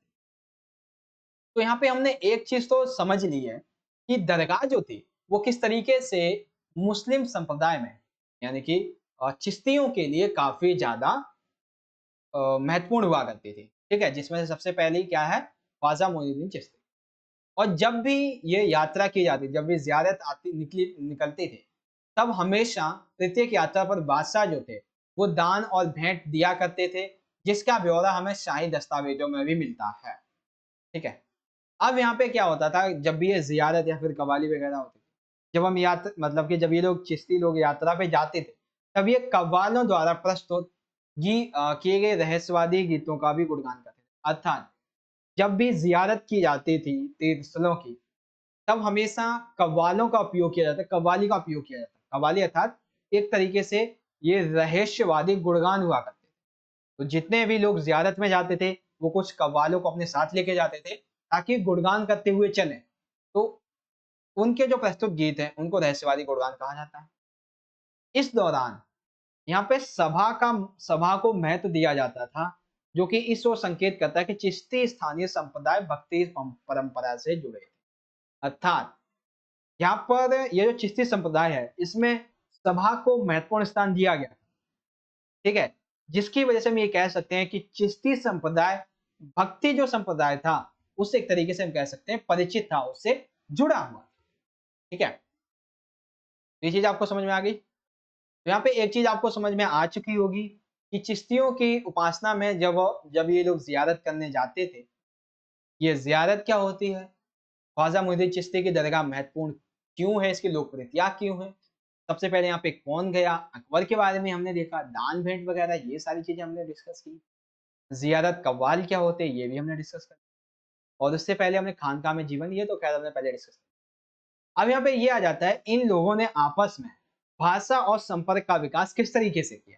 ठीक है, तो देखते हैं भाई कैसे इन्होंने विकसित किया। तो यहाँ पे शुरुआत इस तरीके से होती है, चिश्तियों ने स्थानीय भाषा को अपनाया, यानी कि चिश्ती लोग जो थे, इन्होंने जहाँ पे ये लोग रहते थे वहाँ की जो स्थानीय भाषा है उसको अपनाया। लेकिन कुछ लोग जो दिल्ली में चिश्ती सिलसिला के लोग थे, इन्होंने हिंदवी भाषा को अपनाया, हिंदवी भाषा में ये लोग बातचीत करते थे। अब यहाँ पे बात आती है बाबा फरीद के बारे में। तो बाबा फरीद ने क्षेत्रीय भाषा में काव्यों की रचना की थी, जिनका संकलन गुरु ग्रंथ साहिब में हमें देखने को मिलता है। कुछ सूफियों ने लंबी कविताएं लिखी, जिसे हम मनसबी कहते हैं। तो यहाँ पे आपको एक चीज तो समझ में आ गई कि भाषा और संपर्क के रूप में अलग अलग स्थानों पे अलग अलग लोगों के द्वारा अलग अलग भाषाओं का उपयोग किया गया। जैसे चिश्तियों ने कुछ तो स्थानीय भाषा अपनाई, जो दिल्ली में चिश्ती सिलसिला के लोग थे इन्होंने हिंदी को अपनाया। कुछ लोगों ने जैसे कि बाबा फरीद ने क्षेत्रीय भाषा में काव्यों की रचना की, जिसे गुरु ग्रंथ साहिब में देखा जा सकता है। कुछ सूफी लोगों ने लंबी कविताएं लिखी, जिससे मसनवी कहा गया। अब यहाँ पे एग्जाम्पल आ जाता है एक मसनवी का, मतलब कि एक काव्य का, जो कि रचना है मलिक मोहम्मद जायसी के द्वारा रचित पद्मावत। इसके बारे में तो आपको बताने की जरूरत है ही नहीं, जो कि आपके हिंदी वाली बुक में दे रखा है, अंतरा वाली बुक में मलिक मोहम्मद जायसी का 12 मासा उसी के संबंध में है। इसमें पद्मिनी और चित्तौड़ के राजा, पद्मावत पद्मिनी और चित्तौड़ के राजा रतन सेन की जो प्रेम कथा है, इसके इर्द गिर्द ये पूरी की पूरी कहानी घूमती है। इन्होंने अलग अलग भाषाओं की अलग अलग काव्यों में इनमें रचना की है। अब यहाँ पे बीजापुर और कर्नाटक, इसके आसपास दक्षिणी में लिखी छोटी कविताएं। अब देखो, एक तरफ तो क्या हो गया, ये एक तरफ हो गई स्थानीय भाषा, एक तरफ चिश्ती सिलसिला में उपयोग की गई जो हिंदवी भाषा, ये आ गई। तीसरा आ गया क्षेत्रीय भाषा में काव्यों की रचना। चौथा आ गया मंशवी। और पांचवा क्या आ गया, दक्खनी। तो छोटी छोटी कविताएं जो कि 17वीं 18वीं शताब्दी के दौरान यहाँ पे चिश्तियों के द्वारा लिखी जाती थी। कुछ और यहाँ पे रचनाएं आ गई। तो छठा पॉइंट ये आ गया, लोरी नामा शादी नामा। ऐसी बहुत सी जो रचनाएं हैं वो हमें देखने को मिलती है। तो भाषा और संपर्क के रूप में ये चीज आप यहाँ पे इजीली याद रखें। ठीक है, आई होप आपको सारी चीजें समझ में आ गई होंगी। गाइस बहुत ज्यादा टाइम हो चुका है, इवन मैं ये कह सकता हूँ कि तकरीबन 1 घंटा हमारा प्लस हो चुका है, और अभी भी कम से कम आपको 20 मिनट और पढ़ना है, क्योंकि तभी जाके आपका ये पूरा चैप्टर कंप्लीट होगा। ये चैप्टर काफी बड़ा चैप्टर है, हम कह सकते हैं तीनों ही बुक में आपका सबसे बड़ा चैप्टर है। ठीक है, सेकंड बुक का तो है, बाकी आगे देखेंगे। अब यहाँ पे हम बात करेंगे सूफी और राज्यों के संबंधों के बारे में। ठीक है, कैसे संबंध थे सूफी और राज्य के। तो देखो, चिश्ती संप्रदाय के जो लोग थे, इन्होंने हमेशा से ही सत्ता को अपने से दूर रखा है, अर्थात ये लोग सत्ता को अपनाना नहीं चाहते। ठीक है, इन्होंने हमेशा संयम और सादगी भरा है, यानी कि खुशीपूर्वक और नॉर्मल जो सादगी वाला जीवन है वो जीना चाहते हैं। लेकिन जो सत्ताधारी एक विशिष्ट वर्ग था, क्योंकि ये जो सूफी लोग थे, इन्हें लोगों के द्वारा काफी सम्मान मिलता था, तो ये उनका समर्थन प्राप्त करना चाहते थे, जैसा कि भक्ति संतों के बारे में हमने देखा था।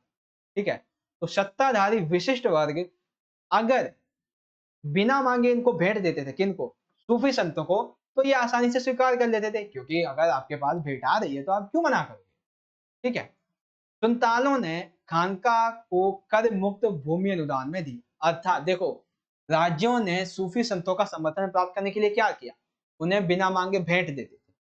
खानका को कर देने के लिए मना कर दिया कि आप हमें कर मत दो। इवन खानका को इन्होंने मुक्त भूमि दी, अर्थात उन्हें भूमि अनुदान में दे दी, भूमि दान में दे दी। और एक तरीके से हम कह सकते हैं कि एक तरीके से ये पूरी तरीके से उन्हें समर्थन दे रहे थे कि हम आपके साथ हैं, आपको किसी भी कर को देने की जरूरत नहीं है, हम आपके लिए हम ये भूमि दे रहे हैं, आप इनसे चाहे तो कर भी वसूल सकते हो, ये आपकी मर्जी है। ठीक है, या फिर आप अपनी खानका वगैरह यहाँ पे स्थापित कर सकते हो। सूफी संतों की धर्मनिष्ठता, विद्वता, लोगों के द्वारा उनकी चमत्कारिक शक्ति में विश्वास उनकी लोकप्रियता का कारण था। अर्थात ये जो सूफी लोग हुआ करते थे, ये क्यों फेमस थे, तो इनका अपने धर्म के प्रति धर्मनिष्ठ था, यानी कि धर्म के प्रति इनकी निष्ठा, उनके प्रति विद्वता यानी कि ज्ञान का होना, ज्ञान का भंडार होना, और लोगों के द्वारा उनके प्रति चमत्कारिक जो विश्वास है, उनकी वजह से ये सूफी संत काफी ज्यादा फेमस थे राज्यों में। तो इसीलिए शासक भी उनका समर्थन प्राप्त करना चाहते थे, ताकि कभी भी अगर हमें जनता तक कुछ बात को पहुंचाना है, किसी बात को मनवाना है, तो सूफी संत उसको आसानी से मनवा सकते थे, क्योंकि इनका सम्मान बहुत ज्यादा हुआ करता। फॉर एग्जाम्पल यहाँ पे बात आ जाती है कि किस तरीके से उन्हें सम्मान प्राप्त किया और कैसे सूफी संतों ने उन्हें सम्मान दिया। तो जब तुर्कों ने दिल्ली सल्तनत की स्थापना की, कब, 13वीं शताब्दी में, तो 13वीं शताब्दी में जब दिल्ली सल्तनत की स्थापना की तुर्कों ने, तो यहाँ पे जो उलेमा लोग हुआ करते थे, उलेमा कौन थे, हमने बताया था आपको, जो शरिया के ज्ञाता होते थे। ठीक है, तो ये क्या कहते थे उलेमा लोग कि आप शरिया को लागू करवाओ। ठीक है, लेकिन शासक जो था वो उसे लागू नहीं करना चाहता था, और उसकी जनता जो थी वो भी उसे नहीं मानना चाहती थी। तो ये लोग गए सूफियों के पास और इन्होंने कहा कि आप हमारी मदद करो, ताकि हम जो शरिया है इसे लागू ना होने दें, और हम अपनी सल्तनत की स्थापना अच्छे तरीके से कर सकें। तो सूफी राज्यों ने बिना शरिया की व्याख्या के शासन कैसे चलाना है, नियम कैसे बनाने हैं, इस संबंध में राजा का साथ दिया। ठीक है, पहला पॉइंट हो गया। दोनों ने अपनी सत्ता को दावा करने के लिए कुछ आचारों पर बल दिया। अर्थात सूफी लोग हो गए और राज्य हो गए, इन्होंने किया किया कि जो सत्ता होती है उसके दावे के लिए कुछ आचारों पर बल दिया, जैसे कि झुककर प्रणाम करना चाहिए, कदम को चूमना चाहिए, जो भी आपके बड़े अधिकारी होते हैं उनकी बात करते हैं। ठीक है, तो झुककर प्रणाम करना, कदम चूमना, ये सभी इनके बीच में एक आम प्रक्रिया बन चुकी। कभी कभी सूफी जो थे उसे को आडंबर पूर्ण पदवी से संबोधित किया, अर्थात ऐसी पदवी जिसमें आडंबर दिखे। आडंबर का मतलब क्या होता है, जिसमें एक तरीके से जिसका कोई मुख्य रूप से औचित्य नहीं था। ठीक है, जैसे कि यहाँ पे जो शेख निजामुद्दीन औलिया थे, उन्हें उनके अनुयायियों ने एक पदवी दी थी, सुल्तान उल मशेख। इसका मतलब था शेखों में सुल्तान, जो कि एक तरीके से आडंबर जैसा हमें लगता है। तो ये चीज आपको समझ में आई सूफी संत और राज्यों के संबंध के बारे में। ठीक है, तो सूफी और राज्यों के बारे में ये चीज आपको याद रखनी है। क्या क्या याद रखोगे आप? सबसे पहले आप यहाँ पे याद रखोगे कि इन्होंने हमेशा से अपने आप को सत्ता से दूर रखने की बात की है, एवं इन्होंने हमेशा, जो सूफी संत हैं, सत्ता को दूर रखते थे और सादा जीवन जीते थे। सत्ताधारी वर्ग इनका समर्थन प्राप्त करने के लिए बिना मांगे इन्हें भेंट दिया करते थे। इन्होंने कर मुक्त बनाया था, कर देने की जरूरत नहीं थी। उन्हें भूमि अनुदान में देते थे ताकि वो अपने संप्रदाय को और विकसित कर सकें। सूफी संतों की लोकप्रियता का कारण ये था क्योंकि उनके धर्म के प्रति उनकी धर्मनिष्ठता, उनका ज्ञान और लोगों के द्वारा चमत्कारिक विश्वास, इन सभी की वजह से शासक उनका समर्थन प्राप्त करना चाहते थे। जैसे कि जब तुर्कों के द्वारा दिल्ली सल्तनत की स्थापना की गई, तब उलमा जो लोग हुआ करते थे, उन्होंने कहा कि आप शरिया का लागू, शरिया को पालन करवाओ जनता के द्वारा, लेकिन शासक ऐसा नहीं चाहते थे, जनता भी नहीं चाहती थी। तो ये सूफी संतों के पास जाते हैं और वो उनका समर्थन भी करते हैं। दोनों अपनी आपस में एक दूसरे को सम्मान देने के लिए क्या करते थे, एक दूसरे को झुककर प्रणाम करते थे एवं कदम चूमने की प्रथा चलती थी। कभी कभी शेखों को जो आडंबरपूर्ण पदवी होती है उससे भी सम्मानित किया जाता था। जैसे कि यहाँ पे हमने शेख निजामुद्दीन औलिया के अनुयायियों के बारे में देखा, उन्होंने शेख निजामुद्दीन को कौन सी पदवी दी? सुल्तान उल मशेख, अर्थात सुल्तानों में, शेखों में सुल्तान। ठीक है, तो सूफी मत का विकास एवं सूफियों के बारे में जितनी भी चीजें थी हमने यहाँ पे कंप्लीटली समझ लिया, और सूफी मत का विकास किस तरीके से होता है ये भी हमने देख लिया है। आई होप सूफियों के बारे में आज का इस वीडियो का जो टॉपिक है कंप्लीट आपको समझ में आ गया। अराउंड 1 घंटा 15 से 20 मिनट हो चुके हैं, जिसमें हमने अभी तक 3 टॉपिक क्लियर किए। अभी एक टॉपिक जिसमें कबीर जी, मीराबाई और गुरु नानक जी ये आने वाले हैं, तो इसको भी अच्छे से समझ। और अभी तक अगर आपको सारी चीजें समझ में आई हो तो भाई देखो, बहुत मेहनत लगती है ऐसे वीडियोस को बनाने के लिए। मैं सिर्फ इतना चाहता हूँ कि आप हमारा और मोटिवेशन बढ़ाने के लिए, ताकि हम और ज्यादा अच्छा इंप्रूवमेंट कर पाए, आप वीडियो को ज्यादा से ज्यादा लाइक करो, दोस्तों के साथ शेयर करो, उनसे इंटरेक्ट करो और कहो कि इसे देखो, आप अच्छे से चैप्टर को समझ सकते। ठीक है, और इंस्टाग्राम पे फॉलो कर लेना, अगर डाउट हो तो मैं आपको आपका सवाल का जवाब दे दूंगा जैसे टाइम। अगले टॉपिक को यहाँ पे डिस्कस करते हैं। तो अगला टॉपिक आ जाता है नवीन भक्ति पंथ उत्तरी भारत में संवाद और ऐसे। बेसिकली सिंपल सी बात है, यहाँ पे हम बात करेंगे 3 व्यक्तियों के बारे में, मीराबाई, कबीर जी, गुरु नानक। तो सबसे पहले मीराबाई जी के बारे में बात करते हैं। छोटा टॉपिक है मीराबाई जी का। ये भक्ति परंपरा की सबसे सुप्रसिद्ध कवित्री मानी जाती है। कैसी कवित्री? सुप्रसिद्ध, भक्ति परंपरा की सबसे सुप्रसिद्ध कवित्री। देखो, इनका जो जन्म था वो राजस्थान के मारवाड़ के मेड़ता जिले में, कहाँ हुआ था? सिंपल सा आप ये भी लिख सकते हो, राजस्थान में हुआ। लेकिन अगर आपको अच्छे से समझना है तो राजस्थान के मारवाड़ के मेड़ता जिले में हुआ था, और राजपुताना कुलवंश में। तो मीराबाई एक राजपुतानी स्त्री थी। ठीक है, श्री कृष्ण, अर्थात इन्होंने श्री कृष्ण को अपना प्रेमी पति मानकर उनकी भक्ति प्रारंभ कर दी थी बचपन से। और ऐसा माना जाता है कि इनके जो माता पिता थे, उन्होंने एक बार क्या हुआ था कि मीरा जी रूठ गई थी कि मेरी शादी जो है वो इस मूर्ति से करवा दो। तो उन्होंने इनकी शादी एक एक तरीके से बड़े ही वैवाहिक समारोह के दौरान मीरा जी और कृष्ण जी की जो मूर्ति थी, इनके साथ में इनकी शादी भी करवाई। तो तभी से इनका मानना ये था कि मेरे पति, मेरे प्रेमी, मेरे ईश्वर, सब कुछ मेरे कृष्ण ही है। तब जब इनका विवाह किया गया, इन्होंने विवाह विवाह के लिए राजी हो गई थी। इनके विवाह जो था वो मेवाड़ के सिसोदिया कुल में इनकी मर्जी के खिलाफ किया। जब इन मर्जी के खिलाफ विवाह किया गया तो सिंपल सी बात है भाई, इन्होंने पति की आज्ञा मानने से मना कर दिया। माँ और पत्नी के जो परंपरागत दायित्व होते हैं उनको मानने से मना कर दिया। तो उनके पति पति तो इनके लिए एक तरीके कह सकते हैं काफी सही थे, लेकिन वहाँ के जो शासक थे, उनके पिता जो थे, मतलब कि ससुर, सास, देवर, सॉरी, ज्येष्ठ और जेठानी जो थे, वो सभी इन्हें मानने के लिए उतारू हो गए। और एक दिन इन्होंने मतलब इन सभी ने मिलकर मीरा जी को जहर दे दिया, लेकिन वो जहर पी गई ये और एक तरीके से वो बच गई थी क्योंकि कृष्ण जी की उन पे कृपा थी।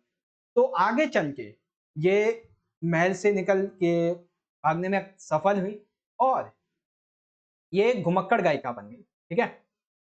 अर्थात जब इनके साथ में ऐसा कुछ हो जाता है तब ये महल से निकलती हैं और राजवस्त्रों को त्याग कर, राजा के जो ऐश्वर्य प्रधान वस्त्र होते हैं उन सभी को त्याग कर एक सफेद अस्त्र धारण कर लेती है, एक सन्यासी बन जाती हैं और एक घुमक्कड़ गायिका बन जाती है जो जगह जगह पर जाकर कृष्ण की भक्ति का प्रचार प्रसार कर रही है। इन्होंने जाति परंपरा का विरोध किया। आप कैसे कह सकते हो कि विरोध किया? क्योंकि इन्होंने अपना एक गुरु चुना था, ठीक है, रैदास, जो कि जाति से एक चरमकार थे और चरमकार ब्राह्मणों के सबसे निचली जाति में जो कि शुद्ध होते हैं उसमें आते थे, ठीक है। तो एक तरीके से हम कह सकते हैं इन्होंने ब्राह्मणीय विचारधारा की जो जातिवादी परंपरा है इसका भी विरोध किया था, ठीक है। मीराबाई ने अपने अंतर्मन यानी कि इनके जो श्री कृष्ण के प्रति प्रेम भाव थे उन सभी को देखते हुए अपनी भावनाओं को व्यक्त करते हुए गीतों की रचना की, जिसे आज भी कृष्ण जब भी आप कृष्ण भक्ति के बारे में जानने की बात करते हो तो हमेशा आपको मीराबाई के बारे में जानना पड़ता है क्योंकि मीराबाई भी कृष्ण के उस काल में काफी अहम महत्वपूर्ण रखती है, ठीक है। तो ये है मीराबाई जी के बारे में पूरी कहानी। तो इनका जन्म, श्री कृष्ण के प्रति प्रेम, पति मानकर ईश्वर भक्ति करना, विवाह इनका कैसे किया गया था? मर्जी के खिलाफ, जब उन्होंने पति माँ इनकी जितने भी परंपरागत दायित्व थे उसको मानने से इनकार किया तो जय देकर मानने की कोशिश की, तो महल से निकल के ये अ, एक घुमक्कड़ गायिका बन गई। इन्होंने अपना गुरु रैदास को चुना, जिससे ये भी समझ में आ जाता है कि इन्होंने जाति व्यवस्था की मतलब उसकी अवहेलना की है, उसका विरोध किया है। साथ ही साथ राजमहल के जो ऐश्वर्य थे उनको त्याग कर सफेद वस्त्र धारण किए और उन्हें अपने कृष्ण के प्रति प्रेम भावों को गीतों की रचना में व्यक्त किया। मीराबाई जी का पहला टॉपिक कंप्लीट हो जाता है, ठीक है।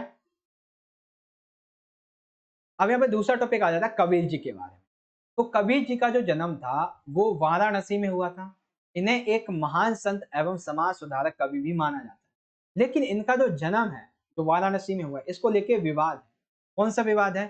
तो जन्म विवाद ये है कि वैष्णव परंपरा जो है, वैष्णव परंपरा, इसके अनुसार इनका जन्म हुआ था हिंदू परिवार में, लेकिन इनका पालन पोषण जो है वो मुस्लिम परिवार में हुआ था जो कि उस समय ही इस्लाम धर्म के अनुयायी बने थे।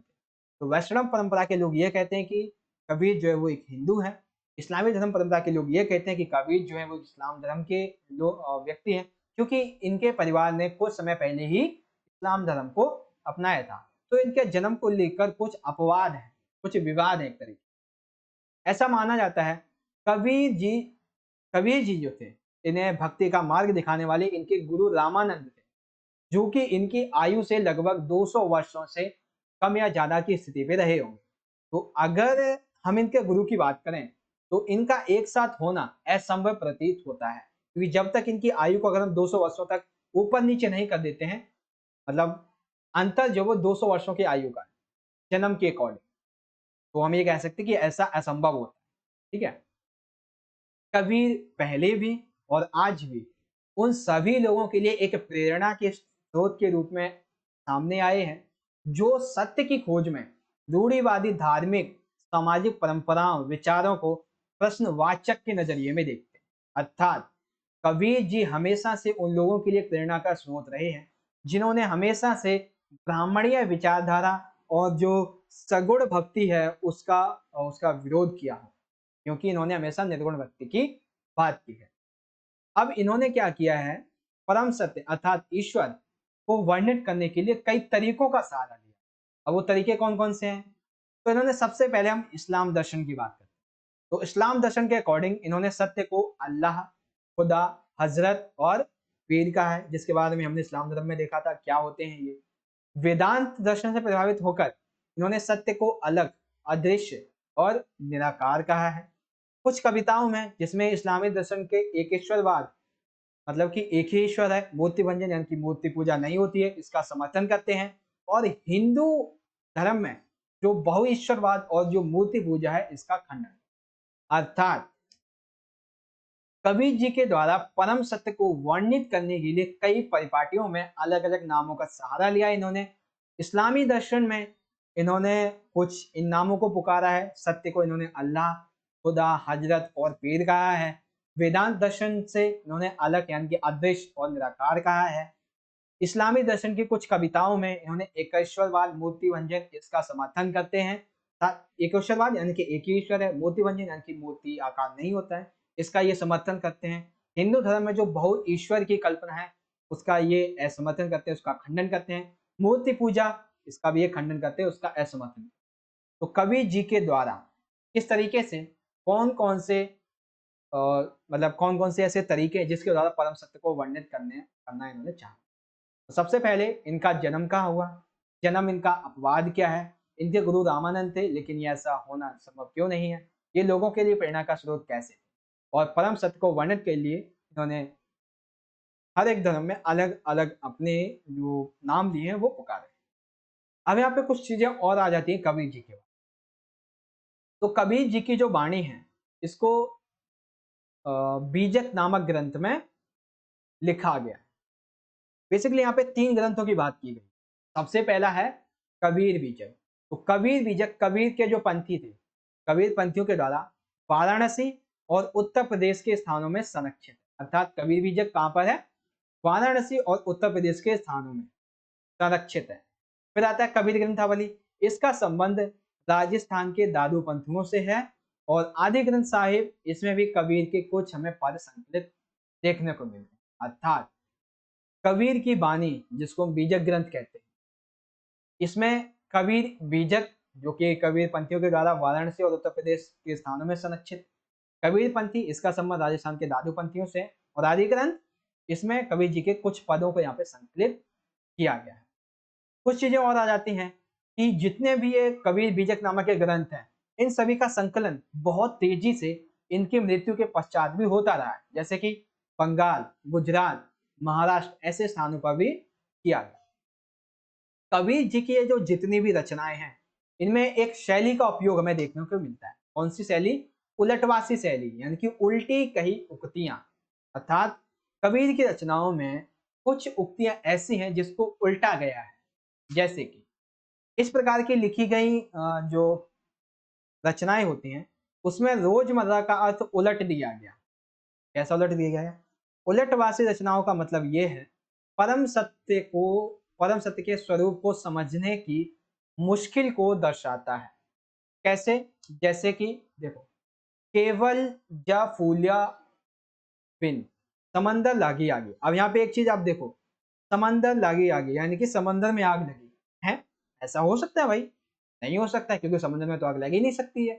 तो ये क्या है, ऐसी चीजें जिनका अर्थ उल्टा हुआ हो उसे हम कहते हैं उलटवासी, यानी कि उल्टी कही हुई उक्तियां। तो कबीर वाणी को टोटल इन 3 भागों में संकलित किया जाता है, जो कि मृत्यु के पश्चात भी संकलित होती रही हैं, जैसे बंगाल, गुजरात और महाराष्ट्र। ठीक है, आई होप आपको समझ में आ गया होगा। उलटवासी क्या है, उल्टी कही हुई उक्तियां जो कबीर की रचनाओं में उपयुक्त की गई हैं, जैसे कि समंदर लागी आग। तो कबीर जी के बारे में हमारा टॉपिक जो है वो यहाँ पे कंप्लीट हो जाता है। ठीक है, सबसे पहले इनके जन्म, अपवाद, गुरु और परम सत्य को वर्णित करने की जो कथा है, और उसके बाद कबीर बीजक के बारे में, और देन उलटवासी क्या है, इन सभी। तो कबीर का ये टॉपिक भी यहाँ पे हमारा कंप्लीट हो जाता है। And I hope Mirabai, Kabir ji दोनों समझ में आ गए। अब तीसरे पॉइंट ये बात करते हैं, तीसरे व्यक्ति की बात करते हैं। अब यहाँ पे अगले व्यक्ति की हम बात करते हैं जो कि हैं गुरु नानक जी। तो गुरु नानक जी जो थे वो सिख धर्म के संस्थापक माने जाते हैं, जिन्होंने निर्गुण भक्ति का प्रचार प्रसार। ठीक है, एवं इनका जो जन्म था, अगर हम जन्म की बात करें तो इनका जन्म स्थल पंजाब में रावी नदी के पास एक गांव है जिसका नाम है ननकाना गांव। तो यहाँ पे एक परिवार है, हिंदू परिवार, उसमें हुआ था। तो अर्थात इनका जन्म पंजाब में रावी नदी के पास ननकाना गांव के हिंदू परिवार में हुआ था, एवं इनका जो विवाह था वो छोटी आयु में ही कर दिया था। लेकिन विवाह के प्रति इनका उतना ज्यादा मोह नहीं था जितना कि सूफी और भक्ति संतों के बीच में रहने से था, क्योंकि इन्हें यहाँ पर जीवन से संबंधित आध्यात्मिक ज्ञान की प्राप्ति हुई। ठीक है, आगे समझते हैं। अभी सिख धर्म में यानी कि हाँ, ये जो गुरु गोविंद सिंह जी थे, इन्होंने खालसा पंथ की नींव डाली, यानी कि इसकी स्थापना की, अर्थात पवित्रों की सेना, इसकी इन्होंने स्थापना की। साथ ही साथ यहाँ पे अगला पॉइंट आ जाता है कि इन्होंने कुछ 5 प्रतीकों का, सिख धर्म से संबंधित कुछ 5 प्रतीकों का यहाँ पे वर्णन किया। पहला, बिना कटे केस, जो लोग हैं उन्हें बिना कटे केस रखने, कृपाण, कक्ष, कंघा एवं लोहे का कड़ा। जब भी आप किसी सिख धर्म के व्यक्ति को देखोगे तो वो हमेशा अपने साथ एक मतलब उसके केस कभी भी कटे नहीं मिलेंगे आपको। ठीक है, एक सेकंड, कहाँ जा रहा है भाई, पीछे आ जा। हाँ, वो अपने साथ एक कृपाण भी रखते हैं। ऐसा क्यों भाई? क्योंकि देखो, ये उनके लिए एक अहम सिद्धांत है। और एक चीज और याद रखना कि कभी भी एयरपोर्ट वगैरह हो गए या फिर कुछ ऐसी जगह जहाँ पर आमतौर पर किसी को हथियार ले जाने की आज्ञा नहीं होती है, वहां पर सिख धर्म के जो लोग हैं जब वो जाते हैं तो उन्हें कृपाण ले जाने की अनुमति होती है। ठीक है, ऐसा नहीं कि इतनी बड़ी तलवार लेके चले जाओगे, नहीं, मतलब छोटी सी कृपाण, क्योंकि ये उनके धर्म के अंतर्गत आता है। एक कक्ष, एक कंघा और लोहे का कड़ा उनके हाथ में हमेशा रहता है। ठीक है, जैसे मेरे हाथ में ये धागा है, ऐसे उनके हाथ में हमेशा एक कड़ा रहता है। ठीक है, अब यहाँ पे ये जो गुरु नानक देव जी थे, इन्होंने भारत के कई क्षेत्रों की यात्रा की एवं इन्होंने निर्गुण भक्ति का प्रचार प्रसार किया, अर्थात इन्होंने धर्म के जितने भी बाहरी आडंबर होते हैं इनको अस्वीकार किया है। जैसे यज्ञ करना, अनुष्ठानिक स्नान करना, मूर्ति पूजन करना, कठोर तपस्या करना, ये सभी बाहरी आडंबर थे जिनका गुरु नानक जी के द्वारा विरोध किया गया। अर्थात विरोध तो हम नहीं कह सकते, मतलब उन्होंने मानने से इनकार कर दिया, उन्होंने अस्वीकार किया कि ऐसा होता ही नहीं है। इन्होंने हिंदू और मुसलमानों के जो ग्रंथ हैं इनको नकारने से, मतलब कि इनको नकारा, इनको सम्मान नहीं दिया, उनको ये मना करते कि ऐसा कुछ है ही नहीं, ईश्वर का कोई आकार नहीं होता। ठीक है, इन्होंने ईश्वर की उपासना का एक बहुत ही सरल और आसान तरीका बताया उपासना का। क्या बताया? कि सिर्फ आप ईश्वर के नाम का जाप करो और उन्हें मन ही मन याद करो, और इसके अलावा आपको भक्ति कोई और आडंबर करने की जरूरत नहीं है।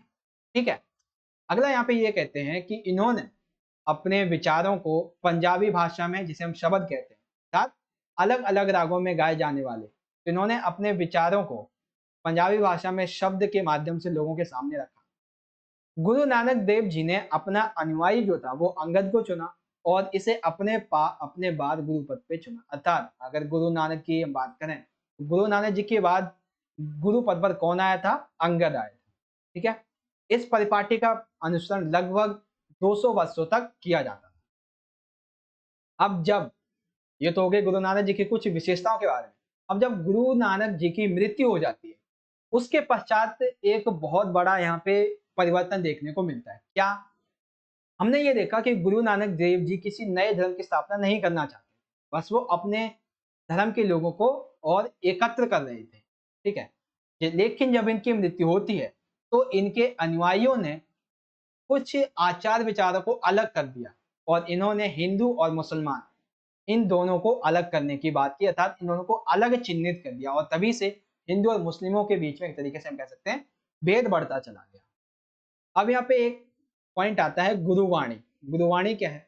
बेसिकली गुरुवाणी को हम एक सामूहिक रूप से संकलित जो ग्रंथ है ये कह सकते हैं। कैसा ग्रंथ?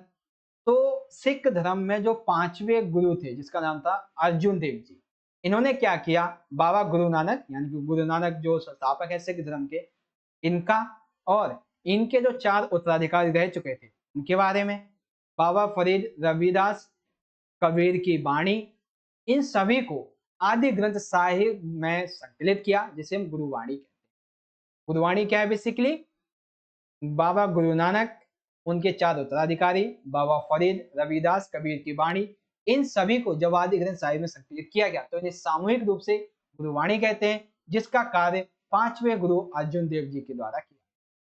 अब देखो, गुरु ग्रंथ साहिब के बारे में कुछ ज्यादा चीजें नहीं दे रखी हैं आपकी किताब में, बस सिंपल इसलिए बताया गया है कि 17वीं शताब्दी में गुरु गोविंद सिंह जी के द्वारा जो 9वें गुरु हैं सिख धर्म के, गुरु तेग बहादुर जी, इनकी रचनाओं को इसमें संकलित किया गया, बस ये बताया गया। तो गुरु नानक जी के बारे में आपको ये टॉपिक अच्छे से समझ में आ गया होगा, सिख धर्म के संस्थापक। फिर गुरु गोविंद सिंह जी के बारे में, उसके बाद गुरु नानक जी की अन्य विशेषताएं, और गुरु नानक जी की मृत्यु के पश्चात यहाँ पे किस तरीके से परिवर्तन आता है इसके बारे में। तो इस तरह से आज की इस वीडियो के हमारे जितने भी टॉपिक्स थे वो कंप्लीट हमने यहाँ पे समझ लिए।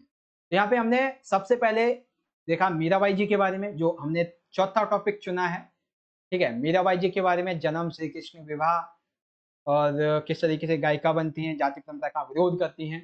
ठीक है, रचना करती हैं इस तरीके से।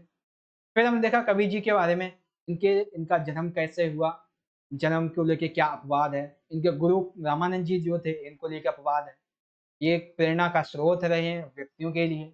उन्हें परम सत्य को वर्णित करने के लिए कई चीजों का यहाँ पे सहारा लिया, परिपाटियों का सहारा लिया, नामों का सहारा लिया है। साथ ही साथ इनकी जो रचनाएं हैं, इनके जो काव्य हैं, इनको मतलब कि हाँ, कबीर की वाणी को कबीर बीजक नामक ग्रंथ में संकलित किया गया, जिसमें कबीर बीजक, कबीर ग्रंथावली आदि ग्रंथ साहिब लिए जाते हैं, और इनका संकलन इनकी मृत्यु के पश्चात भी हो सा रहा है। इनकी रचनाओं में हमें उलटवासे अर्थात उल्टी कही हुई उक्तियों का उपयोग मिलता है, जिसमें अर्थ हमेशा उलट जाता है, जैसे कि समंदर लागी आगे। ठीक है, उसके पश्चात हमने देखा गुरु नानक जी के बारे में। गुरु नानक जी के बारे में, सिख धर्म के संस्थापक, निर्गुण भक्ति प्रचारक, जन्म, विवाह, गुरु गोविंद सिंह जी, खालसा पंथ अर्थात पवित्रों की सेना की स्थापना करना, 5 प्रतीक कौन कौन से होते हैं। उसके पश्चात गुरु नानक जी ने निर्गुण भक्ति का प्रचार प्रसार किया, धर्मों के सभी बाहरी आडंबरों को नकारा है, उपासना का सरल नियम बताया कि स्मरण करो, नाम व जाप करो, एवं अंगद को अपना गुरुपद बनाया था, मतलब अपने बाद गुरुपद पे आसीन किसी किया था अंगद। इनके मृत्यु के पश्चात हिंदू और मुसलमान जो धर्म था, मतलब कि इनके बीच में चिन्हित हो गया, इनको अलग कर दिया गया। उससे पहले ये अलग नहीं थे, एक ही थे, एक ही समुदाय। गुरुवाणी क्या है और गुरु ग्रंथ साहिब। इस तरीके से आज की हमारी वीडियो खत्म हो गई। गाइस, एक चीज मैं आपको यहाँ पे पहले ही क्लियर करना चाहूंगा। पहले ही क्या, अब तो वीडियो खैर एंड ही हो गई है, अब तो आपको चैप्टर समझ में ही आ गया। पावर पॉइंट पे इतना अच्छा एक प्रेजेंटेशन बनाना, साथ ही साथ इतने अच्छे तरीके से आपको समझाना, बहुत मेहनत का काम होता है।